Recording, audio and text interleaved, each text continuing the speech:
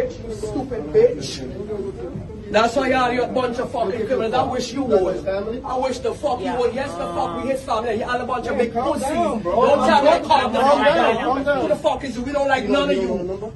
You okay? No, how can I be okay? You okay? Are you okay? Are you okay? I look like I'm okay? Don't come up in my face here because I hit hard. Fuck wrong with you? Try it. I wish you would. Try it. You try me and see what the fuck happened. Nigga, we angry. All of us angry out here. So don't think it's y'all alone. You, who you telling get out of here? Why you telling me get out of here? You asked me a question and I'm answering you. Get out of here. Yeah. Fuck wrong with you? Oh, stupid ass bitch. That's why you gotta hide your face. You wanna go to jail? You told me my mother I can tell you anything. You wanna go to Fuck jail? wrong with you? You wanna hit me? Hit me, bitch. You ain't got me. Nobody's scared of you. You're a pussy ass. Come. I got rings on, bitch. So me and you can fight. You a pussy bitch. You a pussy bitch. That's why your kids them don't like you. And your wife is fucking on you. That's why you gotta hide your face. My face ain't hidden, bitch. I'm American, you stupid bitch. Fuck wrong with y'all? You can take me too high. I'm Charlotte and Zodiac friends. You know what to do? Tell them, no. You want me? Fuck wrong with y'all? Fuck all of you. Put that on the news. Let Trump see it.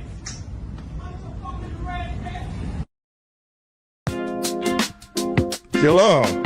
I'm Samuel L. Jackson, and I want to welcome you to the 2025 Down South Cookout. It's going down this year. And we're starting things off right on Thursday with a scripture breakdown class with the stalwart General Muhammad.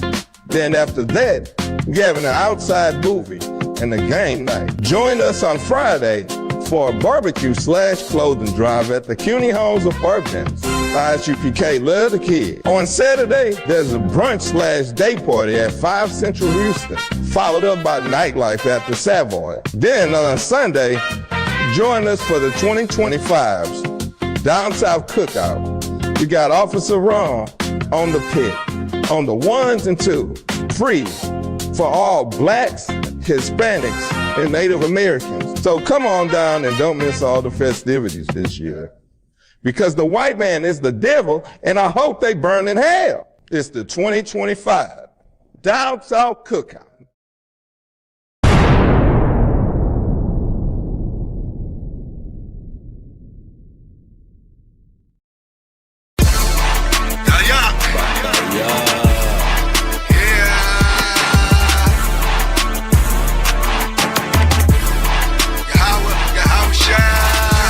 Holiday, hanging out Dollar Tree.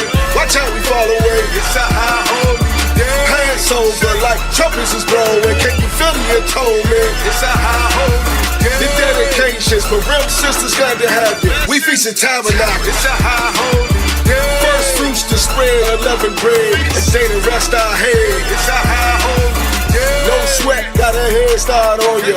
Waking up a priest feeling royal. Shouting out to the power, our Father, good God. Just a sight of make a hate of blood boil. The real wanna know you. Sisters get different that never consider submitting, they can feel it. Look how I'm different, holy rolling up, sitting on high, too fly, no sign, the dry swishing eye, nigga. My spirit's like the most high living. Catch me with the Ottawa sipping. You ain't no pricing out from the same tribe. We kin up on my father's side. Look how we resemble. He a nigga, I'm a nigga. All my niggas Latino, Native Indian. All black party, he ain't getting it. Spirit ridiculous. God washed our city, anointed us from the beginning. Wrapped us in linen, silk bracelets, ornaments, earrings that bling on our women. That ornaments and a chain that swing from my neck. Big jewels in the crowns of the head of a bunch of mighty men. Though we all one body, my brother never go without it. If I got it, he got it, we got it together. Brotherhood is a weapon. Better watch how you step, who you threaten. It's a high holy day. No holiday, hanging out Dollar Tree. Watch how we fall away. It's a high holy day. Hands over like trumpets is blowing. Can you feel the atonement? It's a high holy day. The dedications for real sisters glad to have you. We feasting tabernacle. It's a high holy day. First fruits to spread 11 bread and day to rest our head. It's a high holy day. No tries and buys, the most high behind us. So it don't matter if we not desired. You cowards be quiet in the midst of a prince. Stand clear in your fears. Contagious like bravery on these austere men over here, like Christ showing militants. Other camps effeminate, scared to fight demons like addicts having habits. Faggots lying down instead of fighting on the savage. Shalom, Mike, Hebrew individualites, but they think they all follow Christ and got saved some way. Maybe one day you'll see just how it feels, making 144 in my ears as I'm steering. To get daring, had no fear, man. Chatting out the side, he called me the wheel, man. Every day my zeal been up and it's stuck like my garments. I.S.U.P.K, what they call me. I be like, card on the wall and I'm on it. Just give me the order so I know what the Lord wants. Meanwhile, I take a straw, drink a strawberry orange. All the wall, you be on the jacket and the phone thing.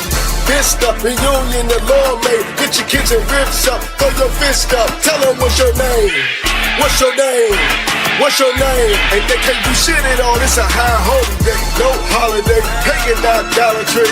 Watch how we fall away. It's a high holy day. Passover like trumpets is blowing. Can you feel the atonement? It's a high holy day. The dedications for real sisters glad to have it. We feasting tabernacles. It's a high holy day. First fruits to spread, unleavened bread, and day to rest our head. It's a high holy day. You see these high holy days, black man, Latino, and indigenous.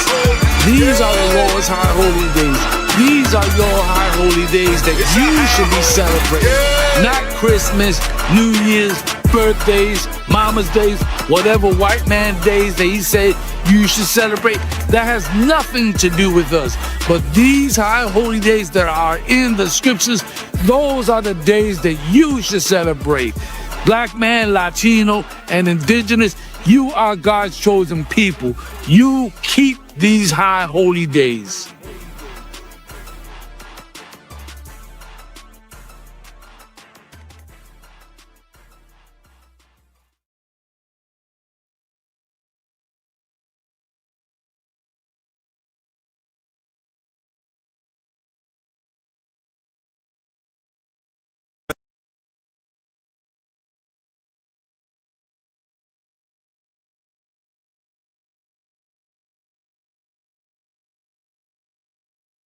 That time again, the I.S.U.P.K under commanding General Yahanna presents the Lord's 57th annual Passover.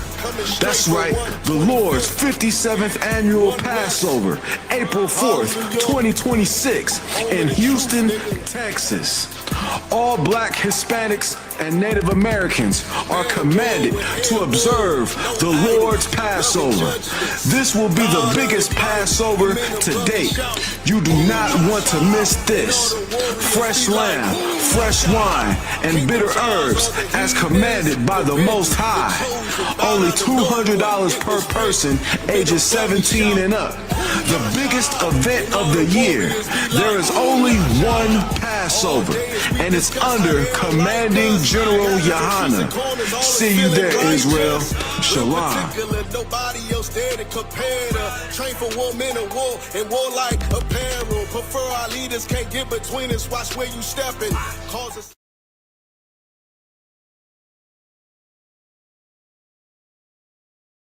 Time again, the I.S.U.P.K under commanding General Yahanna presents the Lord's 57th annual Passover.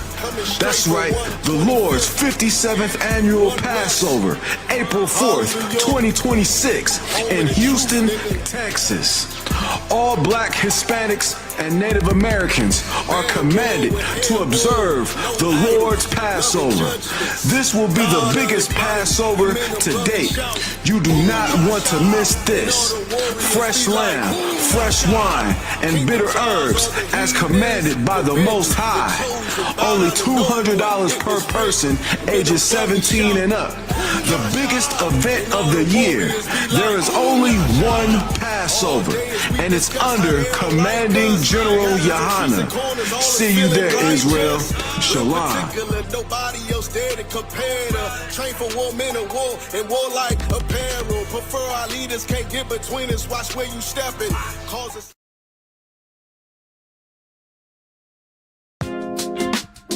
Shalom. I'm Samuel L. Jackson, and I want to welcome you to the 2025 Down South Cookout. It's going down this year, and we're starting things off right on Thursday with a scripture breakdown class with the stalwart General Muhammad. Then after that, we're having an outside movie and a game night. Join us on Friday for a barbecue/clothing drive at the CUNY Homes Apartments. I.S.U.P.K. love the kids. On Saturday, there's a brunch/day party at 5 Central Houston, followed up by nightlife at the Savoy. Then on Sunday, join us for the 2025's Down South Cookout. We got Officer Ron on the pit, on the 1s and 2s, free for all blacks, Hispanics, and Native Americans. So come on down and don't miss all the festivities this year. Because the white man is the devil, and I hope they burn in hell. It's the 2025 Down South Cookout. Hey, listen, brothers and sisters, man, if you like what you hear, hit the subscribe button, man. Subscribe to this channel. And also, please, go to ISUPK.com and pay your tithe. Drop me some cash so we can move around this planet like we need to, man, and do the things we need to do. They're one West. They're one West. They're one West. Hey, listen, brothers and sisters, man, if you like what you hear, hit the subscribe button, man. Subscribe to this channel. And also, please, go to ISUPK.com and pay your tithe. Drop me some cash so we can move around this planet like we need to, man, and do the things we need to do. They're one West. They're one West. They're one West. They're...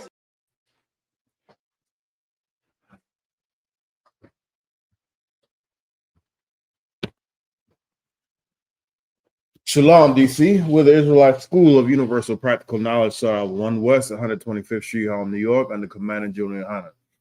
Since 1969, we've been teaching the truth of the Bible, and the truth is that the so-called blacks, Hispanics, and Native Indians are the true Jews, that the white man is the devil that the Bible speaks of. Yeah, right. We're not affiliated with any other Christian church or Hebrew Israelite group. 1 West is home of the truth. If it's not in the Commander General Yahanna, it's not the truth. All right? I'm Precinct Officer Bakwasha. I'm holding it down with Precinct Officer Shapat Ayat, and I'm holding it down until Captain of 13,000 Mashak Mayam rolls through. He's going to be here any second, any minute. Today's Wednesday night for DC is a scripture breakdown. So if anybody has any questions, whether it's in a room or it's online, you know what I'm saying, you can just go ahead and type your questions in. We're gonna get your questions. We also have a phone line, you know what I'm saying? If you want to ask a question or just comment on whatever it is you want to comment on, whether it's on topic or not, you know what I'm saying, you're gonna get an answer. It's not the Christian church. All right. If you could put the phone number up there, I'm gonna say it out loud. The phone number is 202-989-1950. 202-989-1950. All right. Anybody have any questions? You got any questions? Or are there any questions online? Nah, not more. Call line. You said nothing for the call line, right? You said nothing for the call line? Nah, nothing at all. I'm looking for the call line. Okay. No sweat.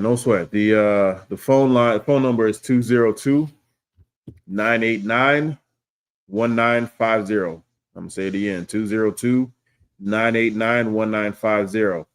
Also, this weekend, it's this weekend, right? The Down South Cookout. Okay. Right? It's this weekend. Down South Cookout is gonna be hosted in Houston, Texas. You know what I'm saying? Get your Salakia, forgive me. You know what I'm saying? I'm not from Houston. So what's that dance they be doing? South side. The South Side. You know what I'm saying? Get your South Side ready. You know what I'm saying? Learn it at the cookout, and then brush up on it, and then break it out at the Passover. Right. The Lord's 57th annual Passover will be in Houston, Texas. You know what I'm saying? We're gonna find out exactly where the venue is gonna be at shortly. So just stay tuned to more to come. You know what I'm saying? There's gonna be all types of events that's gonna be happening. You know what I'm saying? There's gonna be all type of fun that's gonna be had And, you know what I'm saying? There ain't gonna be no shooting, there ain't gonna be no stabbing, there ain't gonna be no nobody getting high or anything like that. We all gonna come in peace and whatnot. You got something, Shapat? Like I just mentioning it was happy how you said it because that's there's plenty of time to get your south side ready. You know what I'm saying? Perfect your south side. Yeah, you know what I mean? Yeah. There's plenty of time, you know what I'm saying? Go down to Houston, you know, this weekend and learn, you know, how to do the steps properly, right? And then come April 4th, that's when the Passover is gonna be. Come April 4th, you know what I'm saying? You can bust that thing on out when you go down to the Passover. That's plenty of time. That's plenty of time for you to get your things in order. Also, Passover fee is $200 for everybody who is 17 years of age and older. You know what I'm saying? So the Passover fee link has been put out. If you can't get to it, just get in contact with the camp leader. Chapat? Salak, we got a question in the chat. No sweat. All right, so I believe it's warrior of Yahushua said how to cast down demonic thoughts injected by the enemy. Question. How to cast down demonic thoughts injected by the enemy. You have to give me a little bit more on that. Warrior of Yahushua. You're gonna have to give me a little more on that. You said how to cast out, you know, demonic thoughts. Give me a little more on that. You know what I'm saying? You're gonna have to give me a little more on that. You know what I'm saying? And when you say injected by who? By the enemy. By the enemy. You know what I'm saying? There's a whole ton of now if you're talking about, you know, I'm not even gonna put that on you. Let's just say you watching a movie and there's something in that movie that you know ain't right. You know what I'm saying? But the way they portray it, the way they make it sound like, the way they, you know, put a light on it and make it look like it's good. You know what I'm saying? What am I talking about? Like, have anybody ever seen that movie Half Baked with Dave Chappelle? Oh. You know what I'm saying? Smoking weed is against the Most High, and they make that thing look like it's one of the best things to do on earth. You know what I'm saying? You got some? Salak, sir, forget about it. Red Lobster. What about Red Lobster? They got the sea roaches sitting on a grill. They sprinkling lemon and smothering butter on them, trying to make it look like that's food. That's not food. Oh no, I mean, yes, you're right. You're 100% right. But I'm just saying, I don't think I've seen a Red Lobster commercial in some years. You know what I'm saying? But I know what you mean. You know what I'm saying? They don't do, like, I see more people going to these, you know, seafood boils or cooking it at home and whatnot and showcasing their roaches. You know what I'm saying? Showcasing their disgustingness.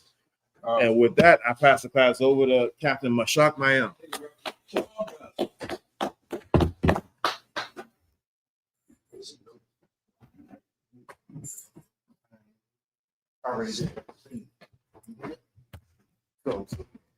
What's going on, Akim? How you feeling?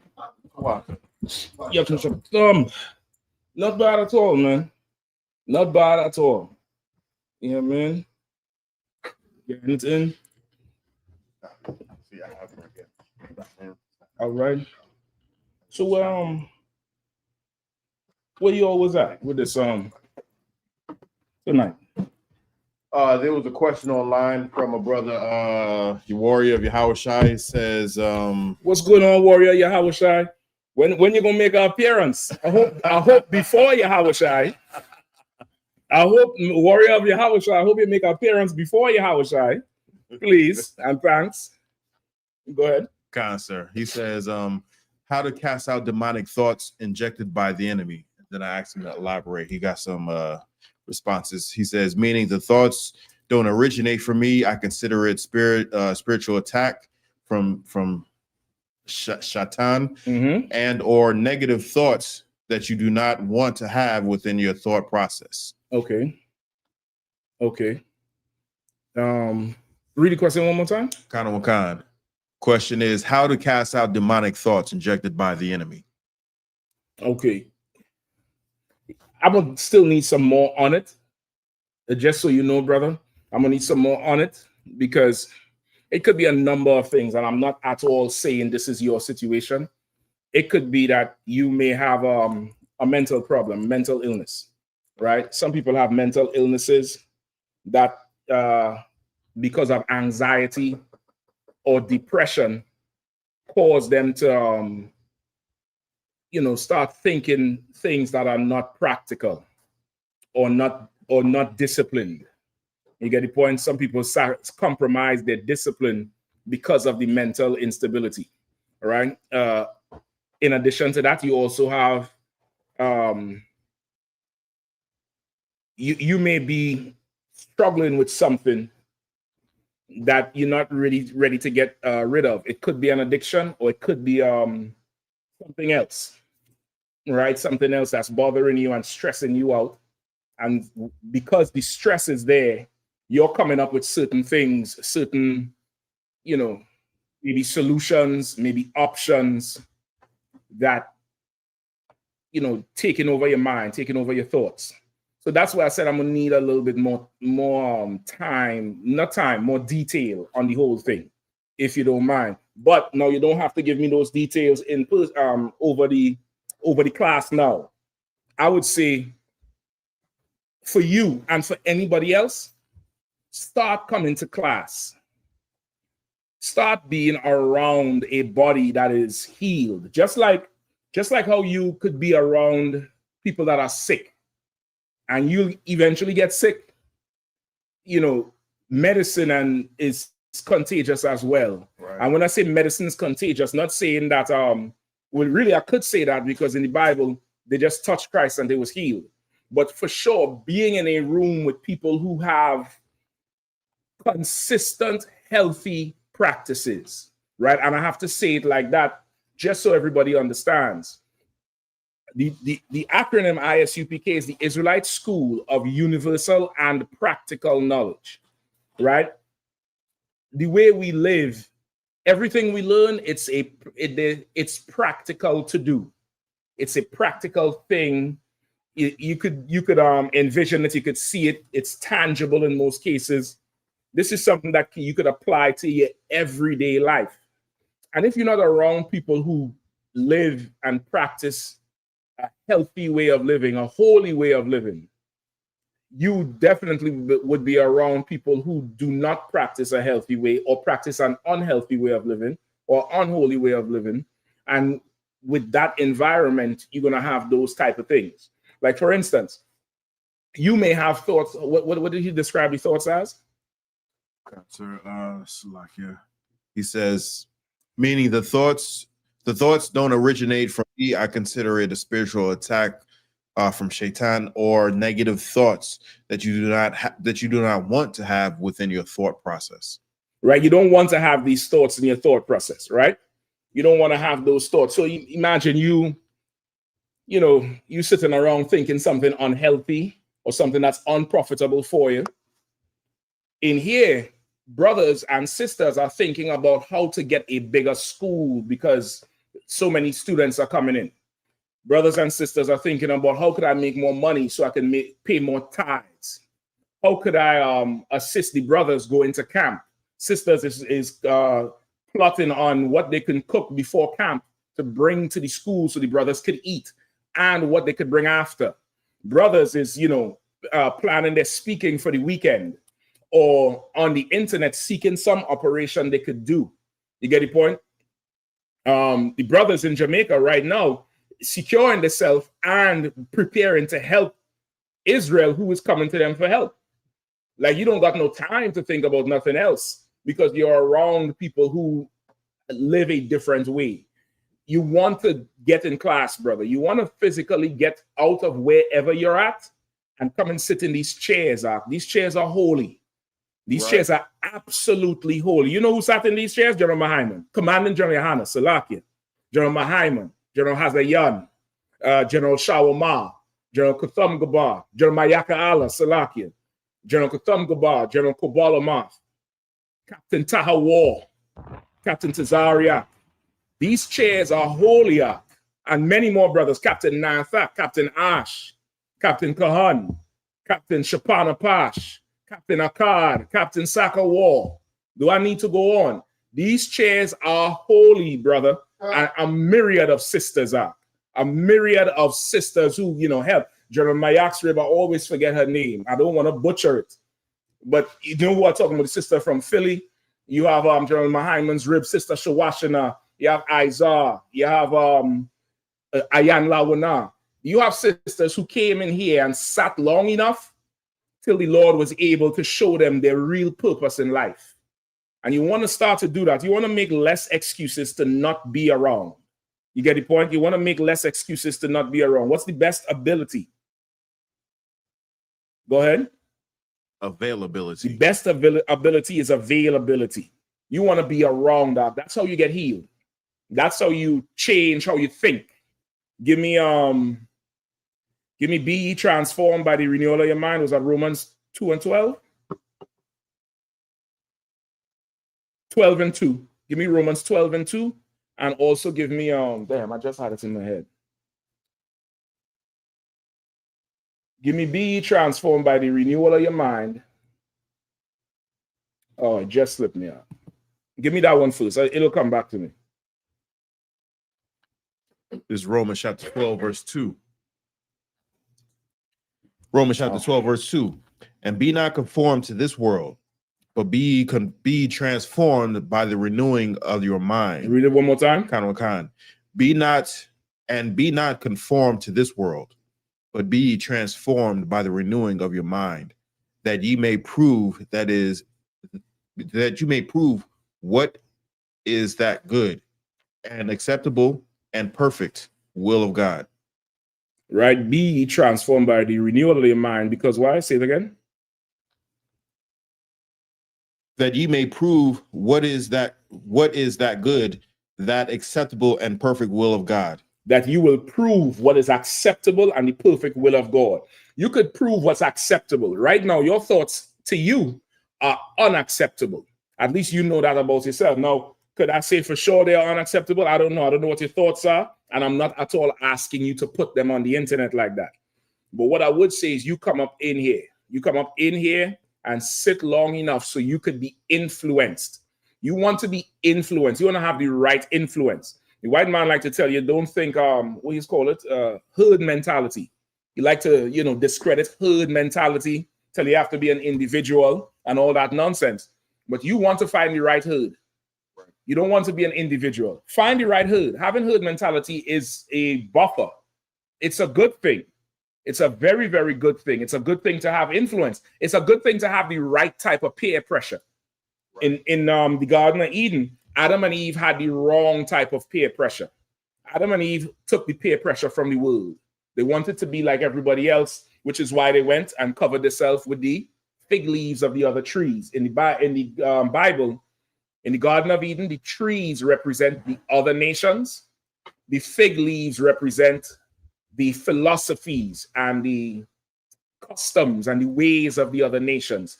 Adam and Eve wanted to be like the other nations, and that's how we are as a people. Our self-esteem, by and large, comes from the other nations. You get the point? Wu-Tang Clan, their whole fame is attributed to the Asians, right or wrong. The talent is from the gutter, the talent is from the plantation, but the label is what they call it, comes from another nation. You get the point? Murder Inc. That comes from another nation. The original Murder Inc. was a Jewish mafia gang called Murder Inc. You get the point? And Trump there busy bombing boats in Venezuela. Was nobody bombing them? Was nobody bombing the Italian and the Irish mobs? In fact, they was bombing everybody in Chicago, setting off car bombs and everything. You understand? Like we always hide amongst the other nations. Farrakhan, although I think he might be a heathen, that's what they're saying now. All right, go ahead.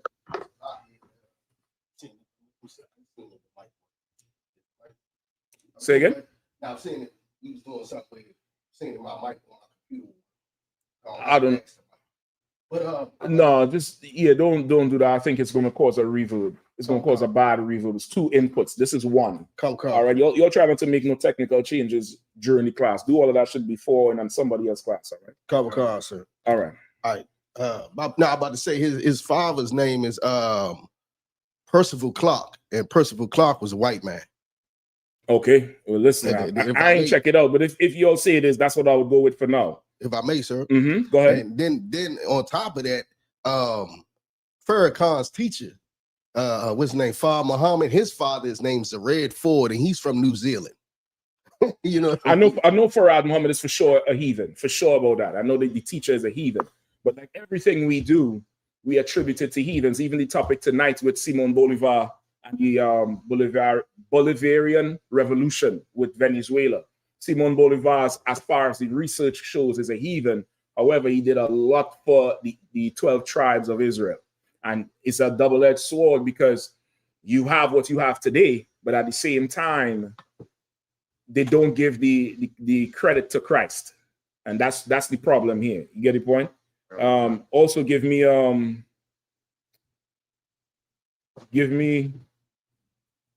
Romans. No, hold on.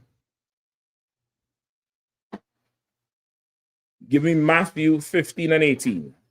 Right? Matthew 15 and 18. So we always go to the heathens for, for the esteem or to make ourselves better or to make ourselves feel better when we shouldn't, right? We shouldn't do that. We shouldn't fall to that peer pressure. We should fall to the peer pressure of the Most High. We should be concerned with what makes him happy, what makes him proud, what gives him, what gives him joy. We should be concerned with that thing. We should be concerned with, those things, not the heathen, not with, how they are. Go ahead, Shapat, please. What did I say? Matthew 15 and 18, right? Okay. Give me Matthew 15 and 18. So like I say, you want to have that herd mentality, but what you want to do is find the right herd. That's what you need. You need the right herd. Go ahead. It's Matthew 15 and 18. But those things which proceed out of the mouth come forth from the heart, and they defile the man. Those things that proceed out of the mouth, what? Come forth from the heart. Come forth from the heart, meaning from the mind. Those things that come out of your mouth, that's what comes from your mind. So now what you want to do, you want to control your mind. You want to be transformed by the renewing of your mind. So what you say out your mouth is good and acceptable with the Lord. How would you do that? You have to be in class, brother. You have to be in class. And okay, this thing is so spiritual where, again, what you put into this is what you get out.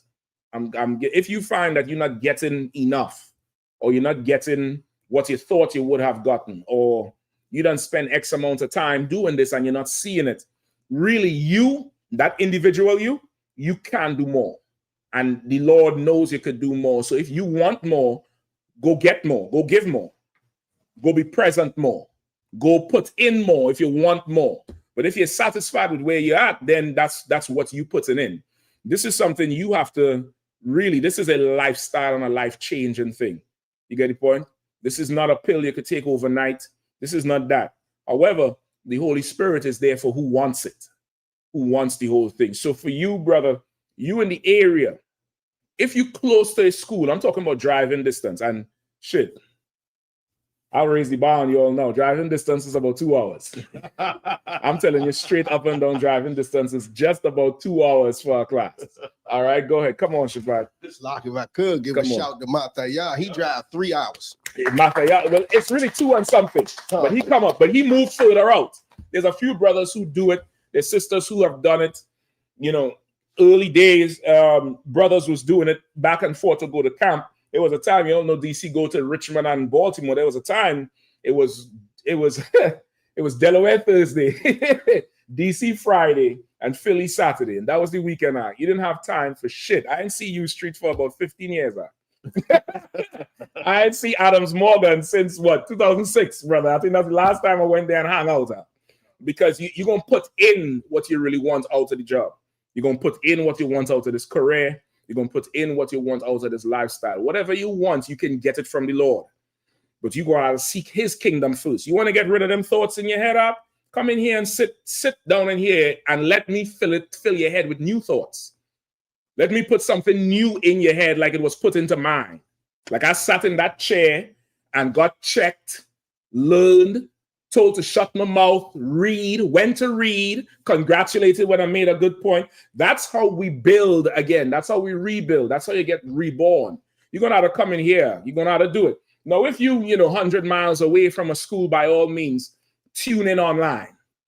Tune in online. Even the brothers in Trinidad, they're a few hundred miles away, but they're in a building together. Right. You get the point? They're in a building together. The Bible says, where 2 or 3 are gathered in my name, there I am also. That's what Christ said.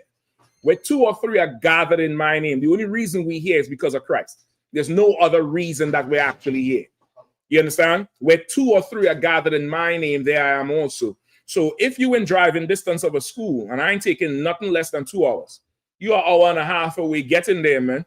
Them broads been driving 2 hours. You'll rent a whole SUV for 2 hours to go see Beyonce in some foil.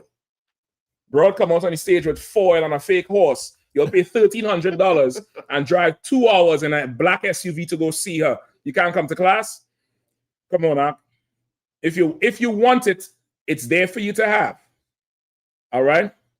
If you want it. Go ahead. So he asks, because you said about the council. He says, what time is the best time for council? I'll aim to give a call over the weekend after work, Saturday or Sunday sometime. You call whenever you're ready, brother. You call whenever you are ready. All right? That's what you need to do. Call whenever you are ready. Right? But I would advise you to be in class. Get in class. That's what you need. Go ahead, Al. Like just to be clear, this number that's on the screen is not the number he's going to be calling when it's time for council. Find out if is he on Facebook? Find out if he's on Facebook. Kind. Boy. All right. If we have any other questions, let me know. No other questions online. All right. No sweat. If there's any questions in the class, let me know as well. Definitely gonna get into the topic tonight with Venezuela. All right. Okay. Let me know when he responds, please. All right. Okay. He says he doesn't have Facebook or IG anymore. Ain't no sweat. Ain't no sweat, brother. All right.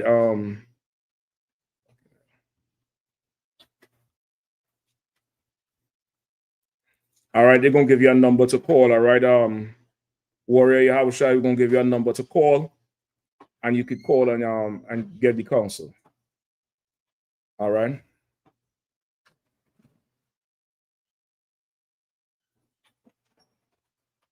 All right. Anything else, Bukwat?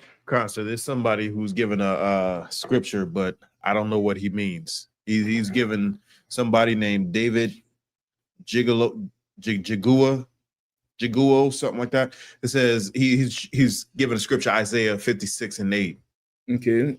Is he asking a question? He's not asking away. He's just giving the scripture. I don't know why he's giving the scripture. Okay. Well, what does it say? Let's see if it's pertinent or not. Isaiah 56:8 that he put here. It says, "The Lord God who gathereth the outcasts of Israel says, yet I will gather to him others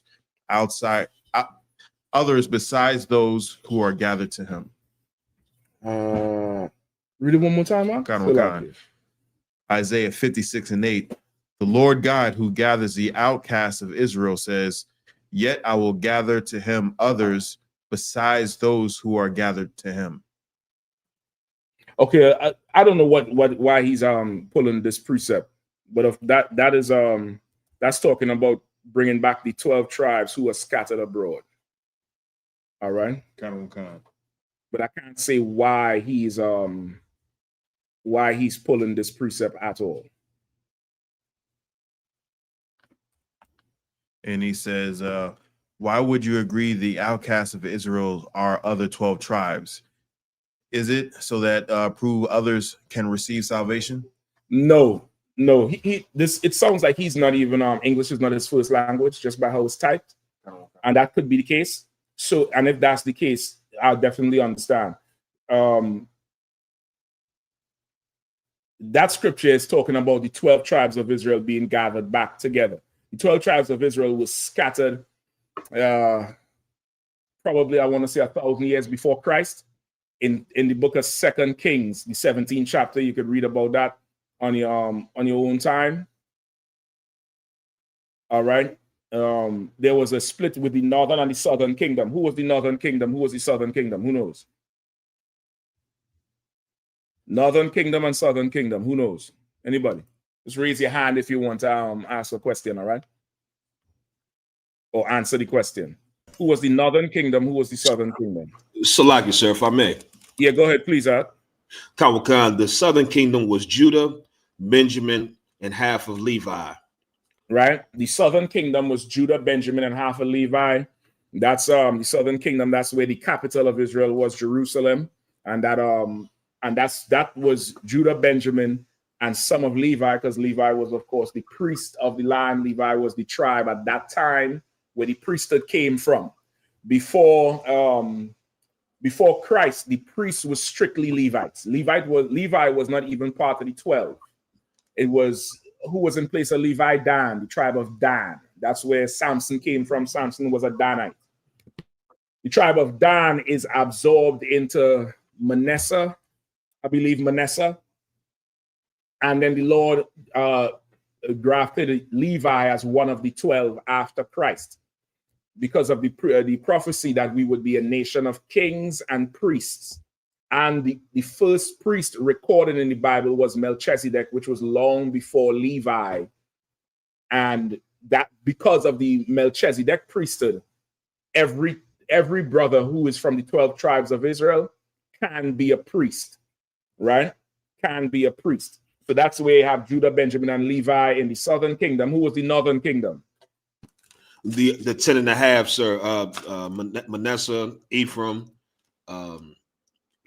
Simeon. Mm-hmm. So the northern kingdom was what you would call 9.5, because Judah, Benjamin is the 2. So it brings it down to 10. So the one tribe is split, the 9.5 tribes, which is Ephraim and his fellows. You have Judah and his fellows in the south. Ephraim, who is today is the Puerto Rican tribe, is for the Puerto Ricans, they are the tribe of Ephraim. Ephraim ruled the northern kingdom. Their capital was Samaria. And Ephraim and his fellows, which would be your Latin tribes, your so-called Latino tribes, and your native and indigenous tribes, they would be Ephraim, right? Bukash, you be able to play video when you're ready? You sure? I'm ready now, sir. I ain't ready just yet, but I just want to keep this up just in case I need to play it from me. All right, go ahead. So, you good to go? All right, no sweat.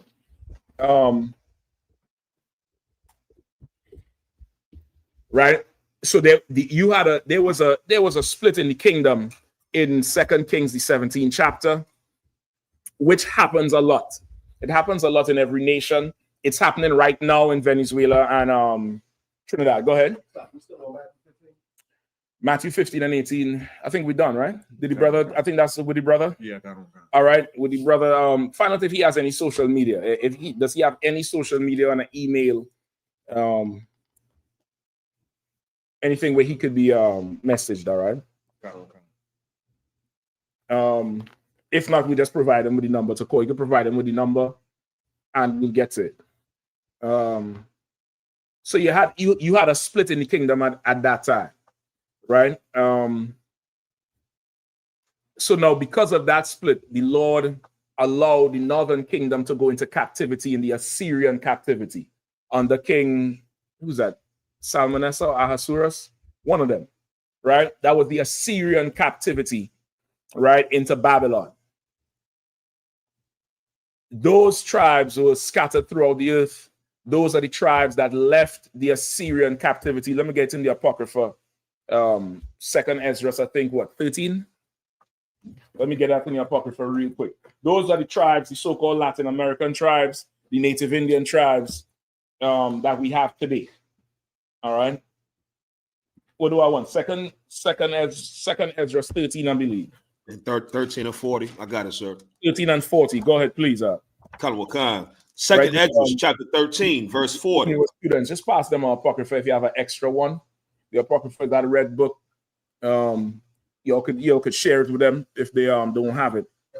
They all got one Messiah in Christ, sir, just to follow along. The Apocrypha was removed from the 1611 King James Version Bible by the Catholic Church, I believe in the Council of Nicaea or Chalcedon, one of them. And it was took out of the Bible, but this was part of the Bible. And when you read the Apocrypha, you would see why they took it out. If the Apocrypha remained in there, the Catholic Church could not exist. Go ahead. Go ahead. This dude, David Giugio, says, read it slowly. The Lord is going to gather others. Shut up, nigga. Read it slowly. You think it's hooked on phonics? Right. Whatever. You're not getting in the kingdom. You and your heathen mother. You're not getting in there. All right. Most people who have some heathen mother, or Lord forbid, you don't fall in love with some heathen slut, some African, some Chinese, some white woman. You like to find a precept in the Bible to justify your love, because every time you lay down with them or give them a kiss on the cheek, you feel guilty. That ain't got a goddamn thing to do with me. Right? I didn't tell you go take them. No heathen is going to be allowed into the kingdom. None. Unless they're slaves. All right. So let's get it. Give me 2nd Ezra chapter 13 and 40. Khan. If I may, I'll take over. Go ahead, up. All right, Khan. This is the book of 2nd Ezra, chapter 13, verse 40. Those are the 10 tribes which were carried away prisoners out of their own land in the time of Hosea, the king of whom Salmanezar, the king of Assyria, led away captive, and he carried them over the waters, and so came they into another land. Right. This is a precept straight from 2 Kings, the 17th chapter, where that king. What's up? It's the unusually large number of people. Don't worry about it. Let's keep going. That could be Giorgio trying to bring the heathens in here. Right. Go ahead. Come. Verse 41. This is the king Hosea, was in charge of the northern kingdom because they split from Israel. There was a rebellion in Israel at one time, and it happens from time to time. It happened with Joshua, I believe. It happened with Joshua. You know, Moses wasn't the only one to split water. This thing happened with Joshua, and Joshua had to split some water on, I think, Reuben and them wanted to have a separate Passover, right? And Joshua and them said, oh, you want to have a separate Passover? No problem. Me and the rest of Israel is going to come visit you, and it might be the last one. So make a decision today. It was a threat, right? If you need a precept on it, I could go through it another time.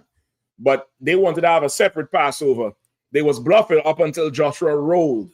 And then them niggas said, nah, there's only one. We'll celebrate Passover at your altar, not ours. Because it's a death penalty offense to breach the nation. It's a death penalty offense to separate and start something new that the Lord did not appoint. You get the point? So in various times through the history of Israel, like in any nation, there's going to be somebody that's going to rise up and think they're bigger than our constitution, our history, our law, and want to take things into their own hands and have their own way. And this happened with 2 Kings. This happened with Saul and David. This happened, Cain and Abel. It happens all the way through. And anytime there's confusion about what the Lord wants, there's going to be war. And whoever wins is who the Lord is with. That's how life is. That's how the Bible is. That's just it, right? So here now, majority of the kingdom is into captivity, in the Assyrian captivity. Who remained in Israel was Judah and his fellows, Judah, Benjamin, part of Levi. Later on, Judah and his fellows went off the same way and sinned against the Lord. And the Lord brought the Romans in and occupied Jerusalem, and everybody got kicked out. And now we all making our way back. We all now, the prodigal son, we all now consider Gentiles or Israelites who took on heathen customs and coming back to the Lord. But in this particular history, these 9.5 went to Assyrian captivity over water into Babylon, which is today Iraq, that Iraq area, and went into captivity in another land. Keep reading up. You can back here, please. Verse 41. They took this counsel among themselves that they would leave the multitude of the heathen and go forth into a further country where never mankind dwelt. Right, but while in that captivity, The 9.5 tribes took counsel among themselves and said, listen, man, we ain't staying in this prison no more. We're not staying here anymore. We're going to leave and go into a country that nobody ever knew, that no man ever dwelt before. Keep going. Come, verse 42. Uh-huh. That they might there keep their statutes, which they never kept in their own land. Which is heavy, which is how we all are as a people. We don't ever want to act right when we can do it voluntarily. We always wait until the Lord jam your ass fully up, where you're sitting in a cell with no bail, or you're hooked up to about 3 IVs and everything going beep, beep, beep around you, and you can't get up until you decide to turn to the Lord. It's much better to turn to the Lord when you have a choice. Because when you're forced to do it, you may not make it. Not everybody gets that mercy. It's better that you hear and receive it than forbear to hear, and then later on you're begging for the Lord, you're looking for the Lord, and you can't find him. It's better to do it when you have a choice, brother. It's easier. It might seem hard, but it's way easier than you just can't reach. You just cannot reach it. You get the point? So the 9.5 tribes, they said to themselves, we're not going to stay in this captivity any longer. We're going to break out and go to a whole new place, and we'll keep God's laws there. That was the plan. Go ahead. Come. And they entered into the Euphrates by the narrow passage of the river. Go ahead. For the Most High then shewed signs for them, and held still. Alexa giving trouble. What's going on? Alexa raise a damn hand, man. Go ahead. Come. For the Most High then shewed signs for them, and held still the flood till they were passed over. For through that country there was a great way to go, namely of 1.5 years. And the same region is called Azareth. Go ahead.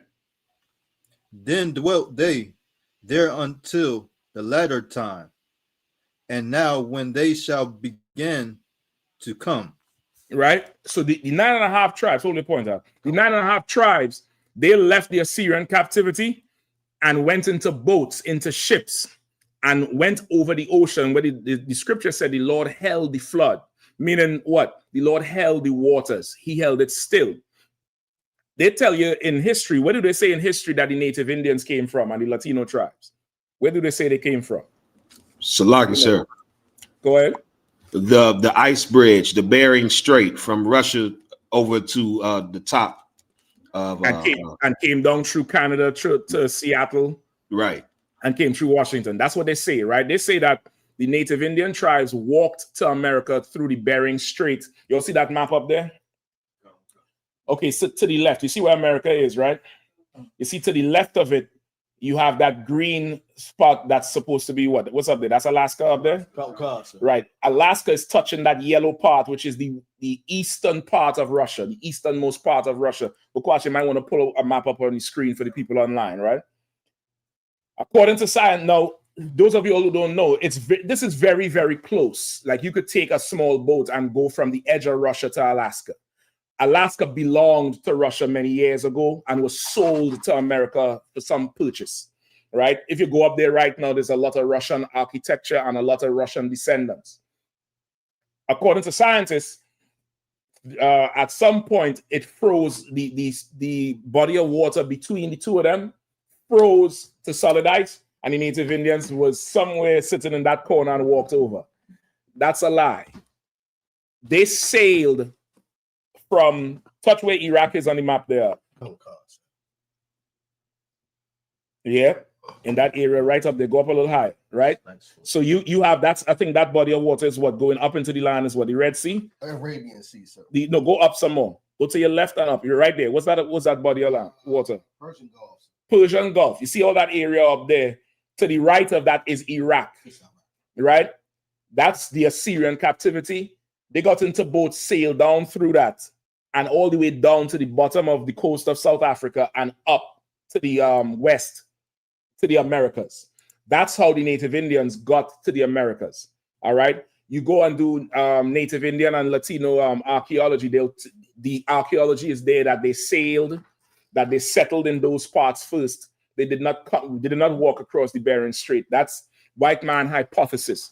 The white scientists always hypothesize things they can't understand. For example, the dinosaurs you learned of when you was 5 years old, are they the same dinosaurs that your kids learning about today? You sure? Yeah, they got some new ass dinosaurs today. In 20 years, the dinosaurs gonna have cell phones. Because the white man has never seen a dinosaur. When you go to the museum, the whole structure of the dinosaur, have they ever found a whole dinosaur? Anybody knows? They've never ever found a whole dinosaur. They found a large bone. They found one bone, a very large bone, and they say, well, this bone got to have belonged to something so big. And they start to do something called, what's the scientific thing? Not postulate.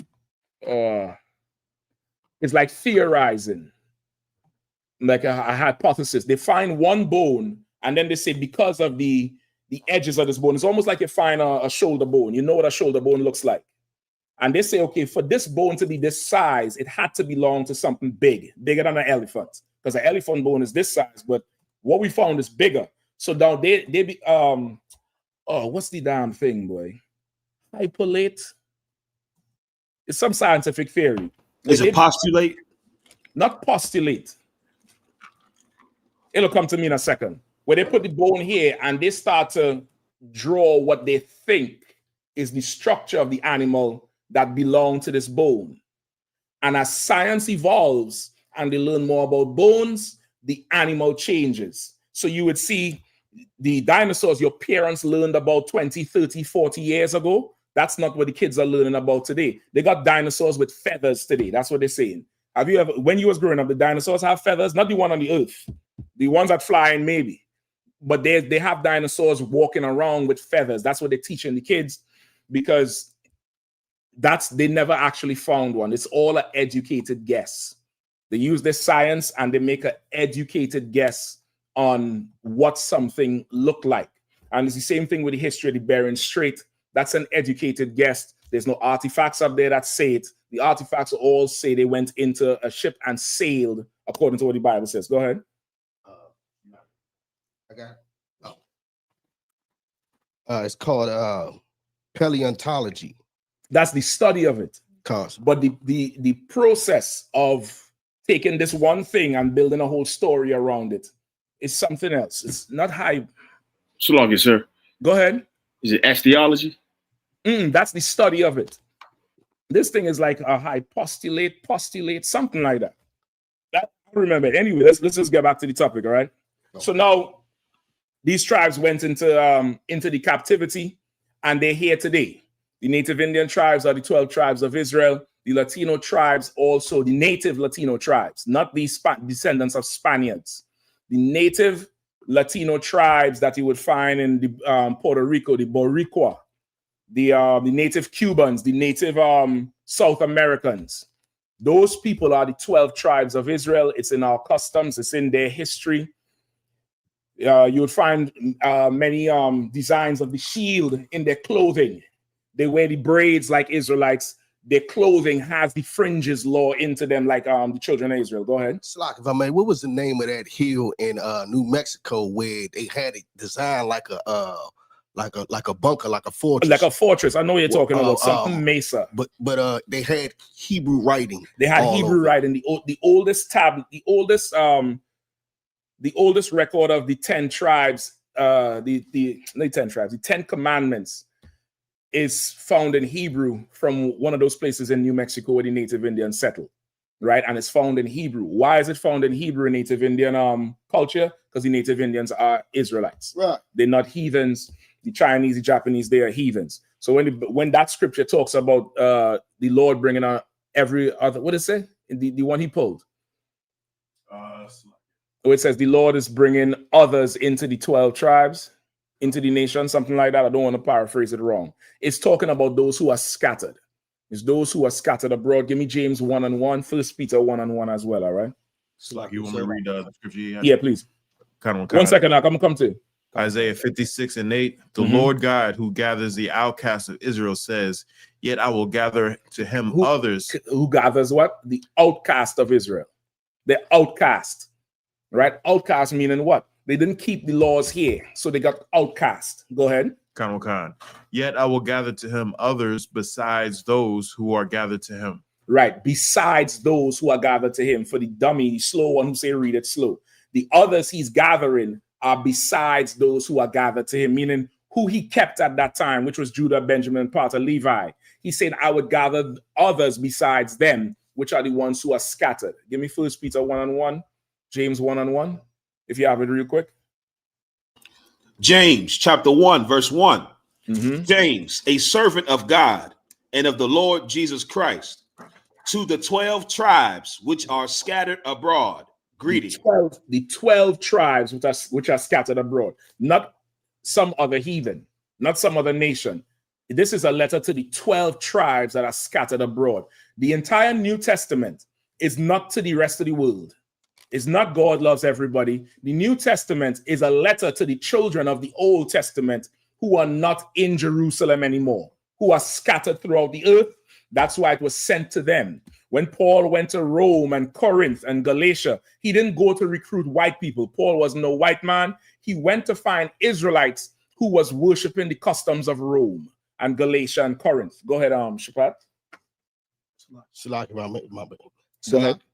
sir. James and Paul and all them, it says in the scripture that they were students of Christ, saying apostles of Christ. And Christ said, I come not before the lost sheep of the house of Israel. It's all over the Bible. It's all over the Bible. Let me get James 1:1, then we move on, all right? Just for time's sake, for sure, because I might need some time with this Venezuela thing. It's like, also, already I the just James read 1:1? it. Khan. Okay, let me get the other First one. Peter. Please. First Peter 1:1.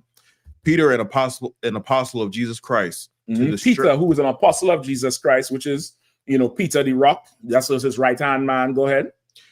To the strangers scattered throughout Pontus, Galatia, Cappadocia, Asia, and Bithynia. Read it one more time, Salah. Khan. 1 Peter 1:1. Peter, an apostle of Jesus Christ, to the strangers scattered throughout Pontus, Galatia, Cappadocia, Asia, and Bithynia. Right, all these is places that Paul went to, that Paul wanted to raise up, and these are the strangers. Who are the strangers? Those of Israel who are scattered in those areas. All right, any more on it? Please read on. I think there's more. Verse 2. Elect according to the foreknowledge of God the Father, through sanctification of the Spirit unto obedience, and sprinkling of the blood of Jesus Christ, grace unto you and peace be multiplied. Right, grace unto you and peace. Hold on, I think you left something out. Let me pull up to you and grab it. All right. No, that's it. 1 Peter 1:1, James 1:1. That's what you would need for the scattered. All right. This is not talking about, bringing an African in or Ethiopian in or Chinese in. That's the Bible is very clear. This is for the 12 tribes of Israel. All right. The 12 tribes of Israel: Judah, Benjamin, Levi, Ephraim, Manasseh, Issachar, Zebulun. Who else I'm missing? Asher, Naphtali, Gad, Reuben. All right. I think that's it. I'm missing anybody? I think that's about it, right? Which is the so-called Negro in America, the West Indian, Puerto Rican, the Cuban, the Jamaican, West Indian, the Brazilian, Panama, Mexico, Chile, Argentina, Bolivia, the native people of those lands. We are all the 12 tribes, the native Indians, the Seminole Indian, the Cherokee, the Blackfoot, the Chickasaw, the Sioux, those native people. We are all the same people. We are all the same nation or race of people. We just come in many different colors, and because of captivity, we speak different languages, but we are the children of God. Much like the white man, they're all Esau, but you got Germans, you got Polish, you got Britain, you got the American, you got the French, you got the Spaniard. They're all devils. They're all the white man, but they got their own tribes. You got the 12 tribes of Israel. I believe in Esau's kingdom is called the 13 dukes of Edom. The 13 dukes of Edom, they're split up in empires in the same way, but they're all the same people. All right. Good to go. Any more? Thank you, sir. Please go ahead, Ak. If I may, I wanted to make a point on topic about just proving that the same people from the ancient times of Egypt are the same people is the greatest architects from them pyramids is the so-called I.S.U.P.K, because at that point in time, I.S.U.P.K, well, in Mexico, they have the same pyramid structure. And there's no way at that time that they know what was going on over there unless they had that blueprint. That's right. That's right. I think some of the oldest, I think the one in Mexico is older, right? Or it's just as old. One of them is very, very old, older than something in the East. I think that the one of them pyramids in Mexico is super, super old, or is the biggest one or some shit like that. Go ahead.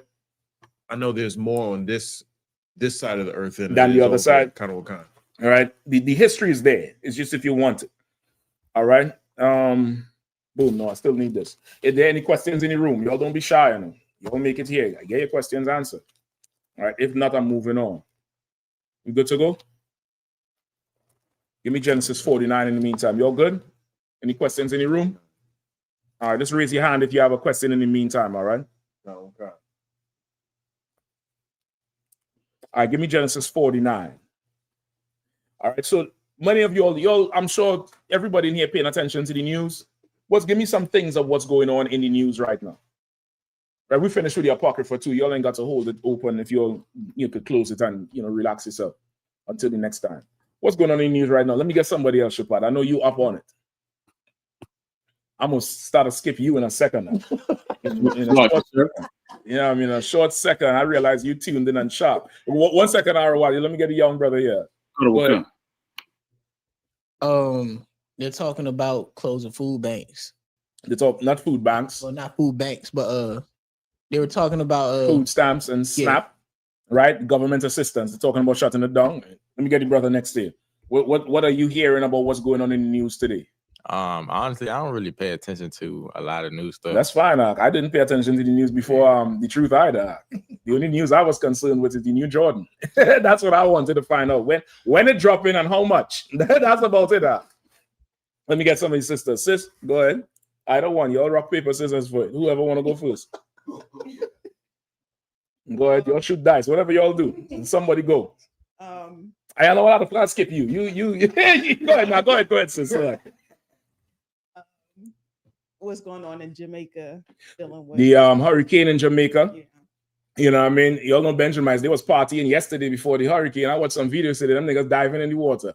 I'm like, boy, we the special people of the earth. Them bastards in Palestine crying, talking about stop bombing us. You got Jamaicans partying in the middle of Melissa. Good night. We the children of Israel for real. Because if you can find the video, they show you the streets got like about 20 feet of water. Them niggas on top like a balcony in a house.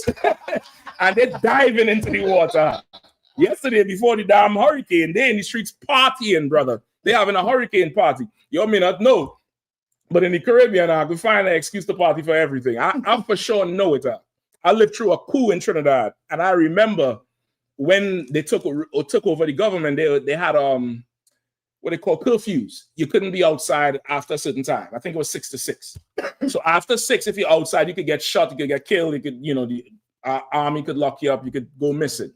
Brother, there was curfew parties at 5 o'clock. Niggas is driving to the house. And they're in there for 12 hours. Food, drinks, and music until 6 the next morning. There's nothing else to do. What are you going to do? Sit in the house and just, worry? Man, turn that music up, man. I can go ahead. Like I said, I saw a video where a brother was in the middle of the storm at the beach and watching the waves jump over the rocks like, oh! Listen, I'm trying to tell you, we the 12 tribes of Israel, brother. I'm shocked at the death toll. How much is the death toll? So far, who knows? It's like who knows what they're saying? Go ahead. I seen that the death toll is only 26 because it's from Jamaica to Haiti, and it's now hitting Cuba. Well, and that's between the two islands, right? Well, the 3. Yeah, that's this morning I heard like 6 or 7. Not saying that that's just a little bit, but compared to what you thought that disaster would have brought. That's ridiculous. How much people died down there in Texas? On that, you remember that flood, that hurricane? How much people died down there? I want to say, it was way more than that. It was way more than that. Like, we the Lord's children. When we came out of Egypt, we was in the wilderness. Moses went up on the mount to talk to the Lord. Moses came back down. What was the people doing? Partying. But that's Israelite. We stressed out. I guarantee you, brother, there's going to be a no food stamp party sometime this weekend. There's going to be a club, and they're gonna Photoshop MLK with a big chain and some hoes around him, and no food stamp party, something. That's just who we are. We are not like the heathens. We make everything look good, even suffering. Right. You heathens over there in Palestine looking dusty. We'd have been fly up in that bowl of dust. Go ahead. I was scrolling on Instagram a little earlier today at my slave, and I came across a post, and they were hosting a funeral for EBT, Snap, and Wick. Come on, man. I'm trying to tell you, we different. Bukwash got the video up on the screen. They partying, brother. Now, Bukwash, Benjamin is. Don't show no ass and shit out. Just don't do that, brother. Don't do that. I don't want to get a call saying, why am I enticing young brothers? Right? But that's what's going on. You could pass it, Mike. Let me hear, sis. What do you know that's going on in the news right now? Or Salaki? But whoever have it, that's fine. You can pass it to her afterwards. I've been hearing about how Trump firing people in the White House. He's definitely getting rid of everybody. He's shrinking the government, trying to hold money back, saying they broke, while he spends $300 million on a club. I'm going to come back to you. Go ahead, sis. The only thing I've been hearing about is the shutdown in DC for like the EBT. And then You shut down in DC for the EBT because it affects us in this area a whole lot. It affects us a whole lot. So you're going to hear about the shutdown. Let me come to the brother. I'll come to you all. All right. Go ahead. Salaki, somebody was online holding. Yeah, cut on concert. Go ahead. We got straight up warfare that broke out in the streets of Rio de Janeiro, Brazil, through the police and the cartels down there. Right. There's a whole street war going on now. What's the death toll? How much Asherites did the police kill? It was over 80. 80 in a raid, in a drug raid. Where have you ever heard that shit? Imagine police kicking your door for drugs, or come down on a zone, cordon off a whole zone, and they're going in there for drugs, but they kill 80 people. Where have you heard that ever? Go ahead. Sorry, there's a question online, but when you saying that, it reminded me of a story. So go ahead. Story time with Bukwash. Yeah, you need to start the channel. You need to start the channel. When I was dot. So when I was in I told you. Go ahead. I was in Sao Paulo, and I was going somewhere, and I know where, but somewhere. There's a club name somewhere. Yeah, concert. So I was like sitting in this park, and I was about to just go. I was just relaxing, right? And I saw like the Brazilian police like kind of hassling some people, right? And after they was hassling some people, the dude like kind of walked by me. He looked at me, and I'm just sitting on the bench. In my mind, I know he ain't gonna bother me, but he looked at me. And then I looked at him, and he was like, he kind of took half a step. He was like, you had to double check. Yeah, constant. And then he just went about his business. But the reason why I say that is because when he went about his business, I saw his sidearm. He had like the biggest hand cannon I've ever seen, a revolver. I'd never seen a revolver that goddamn big. That's let's call that one. I think it's named after a snake. Python? Is he Python? Oh, that python is huge. That shit, you don't hold that right to break your wrist. Yeah, constantly. Yeah, that shit will do something to you. It ain't good for the aiming. You'll be a better aim correct. So the kickback on that shit is ridiculous. But that shit is gonna kill you. So when they talking about them like that in the barrios and the favelas, I totally believe it. Yeah, brother, Brazil is under tremendous white supremacy and oppression. And it's very, very segregated. It's very extremely segregated. And what the Brazilian ghettos are called favelas.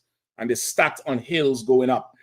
And brother, when the cops go in there, they just go in there to kill everybody and line it up and put, pictures on the news as if they're doing something to stop crime. But they're not. All right. And then we're going to go into that. Anybody else? You got your hand up? Go ahead. There was a question. Let me hear the question now. I probably might bypass it tonight. You might bypass it, sir. Go ahead, Al.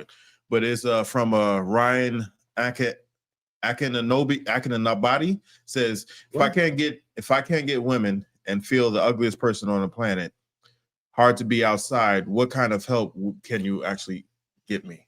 What? It sounds like he wants to know how to get women. Unfortunately, you can't be told what the matrix is. You gotta experience that for yourself. That's an inside joke because in the Bible, a woman's vagina is referred to as a matrix. Unfortunately, I can't tell you what the matrix is. You gotta experience that shit for yourself. You get the point? Your biggest problem is getting a woman. You have a lot to learn. You have a lot to learn. Rick Ross got a woman. Like yes, sir. P. Diddy got a woman. Women get women. What the fuck is your problem? There's more of them than us. You got a problem. You might be gay. You might have, let me not say that. It probably might be somebody who really need the help. You get the point? Just come up in here, brother. We'll show you how to get, if you're a brother, we'll show you how to get women. The first rule to getting women is don't try to get them. All right?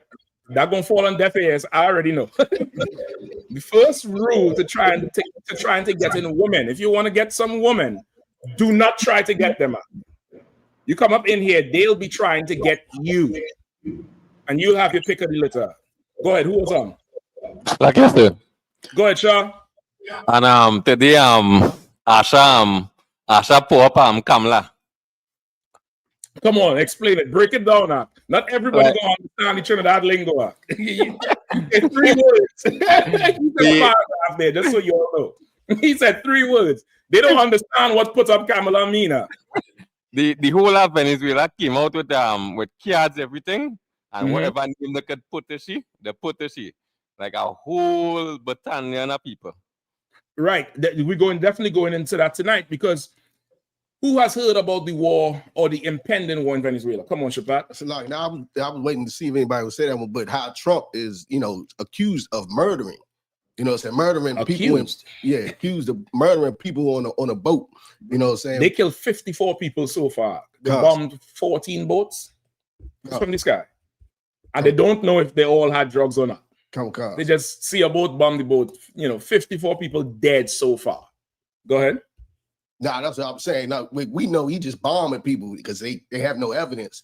But they're accusing him of straight up murder. He definitely that's straight up murder. That's like a cop pulling you over, suspecting you had drugs in your car, and not taking you to jail, but executing you on the spot. Awesome. Right?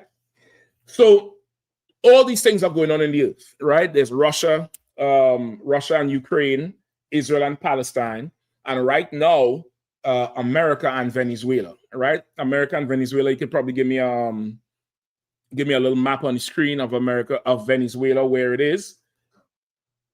Zoom in all the way on Venezuela so you can see Trinidad as well, right? That's what's going on. Definitely today. That's very, very major, and it's super important because it's in our backyard. It's in what's called America's backyard. America's backyard is anything on the Western Hemisphere. America is dubbed the world police. Really is the most powerful country in the world.